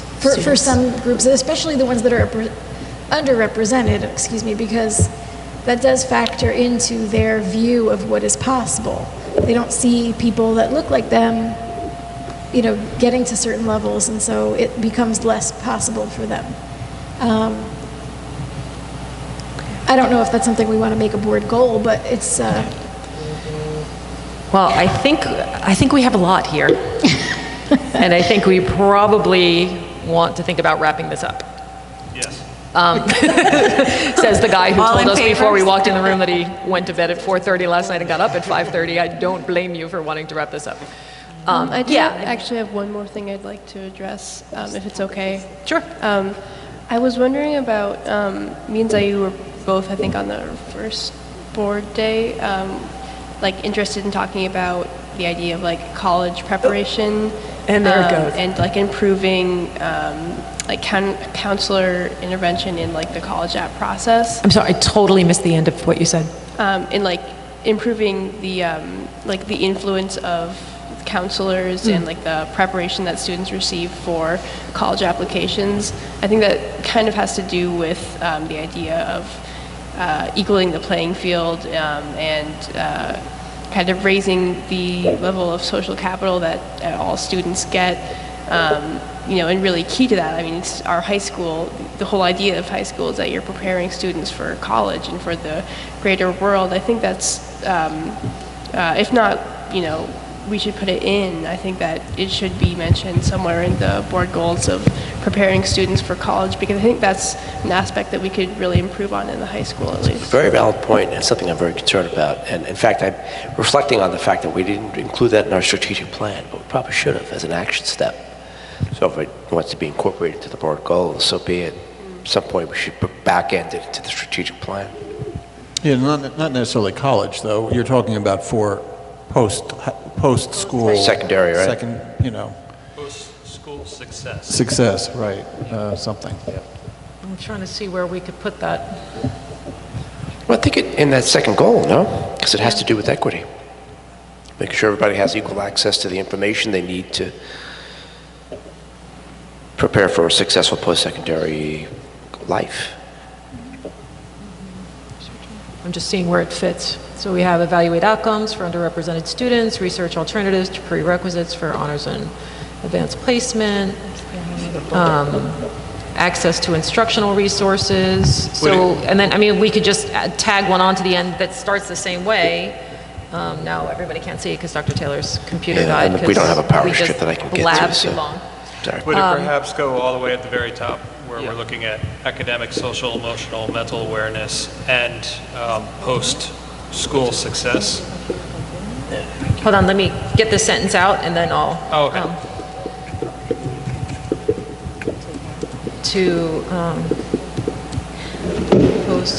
Is it post-secondary? Is that what you call it? Post-secondary, Yeah, post-secondary. right? But I think we're looking at this through the lens of the equity at this point, correct? Say that again? We're looking at this through the lens of the equity, which is why you're putting it under, or Yeah, so I'm proposing saying, that we put it under I'm just two. kind of mimicking the language in the one above it. The goal above it says provide students and their families, guardians, equitable access to instructional resources, and then we go on from there, and then just say provide students and their families, guardians, equitable access to post-secondary I like that. to resources for post-secondary planning, right? Or to- options, right? Resources for post-secondary options, is that what you're saying? Planning options. Planning. I think that's great, because we've been talking about this so much, so it makes absolute sense to include Right. it. So now it says, I know we can't see it, but I have provide students and their families, guardians, equitable access to resources for post-secondary planning. Great. Yeah? Good? I love that. And you're already moving towards that with the PCAST program, person-centered planning for the children with special needs. Yeah. All right, are we good? Yes. There was one that we never, sorry, but we didn't finish. Goal number 1, we have something in parentheses Right, that I to wrote continue kind to of- create curriculum that is culturally comprehensive. Can we leave it on that? Is that? Yeah, I think so. Okay. So I am taking it out of parentheses, taking off the asterisk, and it'll just read, continue to create curriculum that is culturally comprehensive. Any other, Scott or I will make this pretty Is that all you over the next couple days because it is a hot mess right now, but we'll make it look better. Does that make sense? Okay. Everybody cool? Yep, okay. Nice work, people. Thank you, guys. Good night. Have a good night. Good night. Okay, do we have any old business? Anybody have any old business? No? No? Anybody have any new business? Do you want to maybe just give us a quick update on what Judy brought up under new business last week, which was about the middle school, just to clarify any confusion there was about the new kind of library-ish space that was constructed in the middle school? Sure. I'll just maybe point out, I center? think I presented in an email to the board that, in fact, our students at the middle school have full access to the high school media center, and Mrs. Osemier today assured me that she's gotten that message out to all the teachers as well. So it's out there that kids have access to the high school media center as much as they do their learning center. The purpose of the learning center at the middle school is just to give them a safe space if they don't want to interact with the high school kids, and also something that's more middle school centric. So is anything actually happening in the learning center? Like, are they having study hall in there, or are they, like... Yes, well, actually, so two classes are run in there. Read 180, which is our remediation program for struggling readers, so they also have access to all the books. And then study halls are held there as well. Okay. And then it's an open period during lunch in case, and remember, we run 3 lunch periods at the middle school, 1 for each grade level. So the kids have that block of about an hour and a half. They can go into the learning center as well. So is it constantly staffed? How Yeah, does that yeah, work? Miss Hydros is there. Yeah, and when she's not there, Mrs. Osemier has another teacher who's during her administrative period, if there's an open period, is supervising. So Miss Hydros has a prep period. Are there computers in that room? Are there computers in that room? Yeah. I think there are 5 computers in there right now. But again, kids have access to the computers in the media center at the middle high school if they choose to go there. You know, we recognize that some kids might not be reading at just middle school level. They might want something at a more rigorous pace, so they can go to the high school. Check out those books. Okay. All right, thank you. Anybody have anything for new business? No. Seeing a lot of blank stares. Public comment? No? You guys are good? Okay. So can I get a motion to adjourn? So moved. Can I get a second? Second. All in favor? Aye. All right, good night, everybody.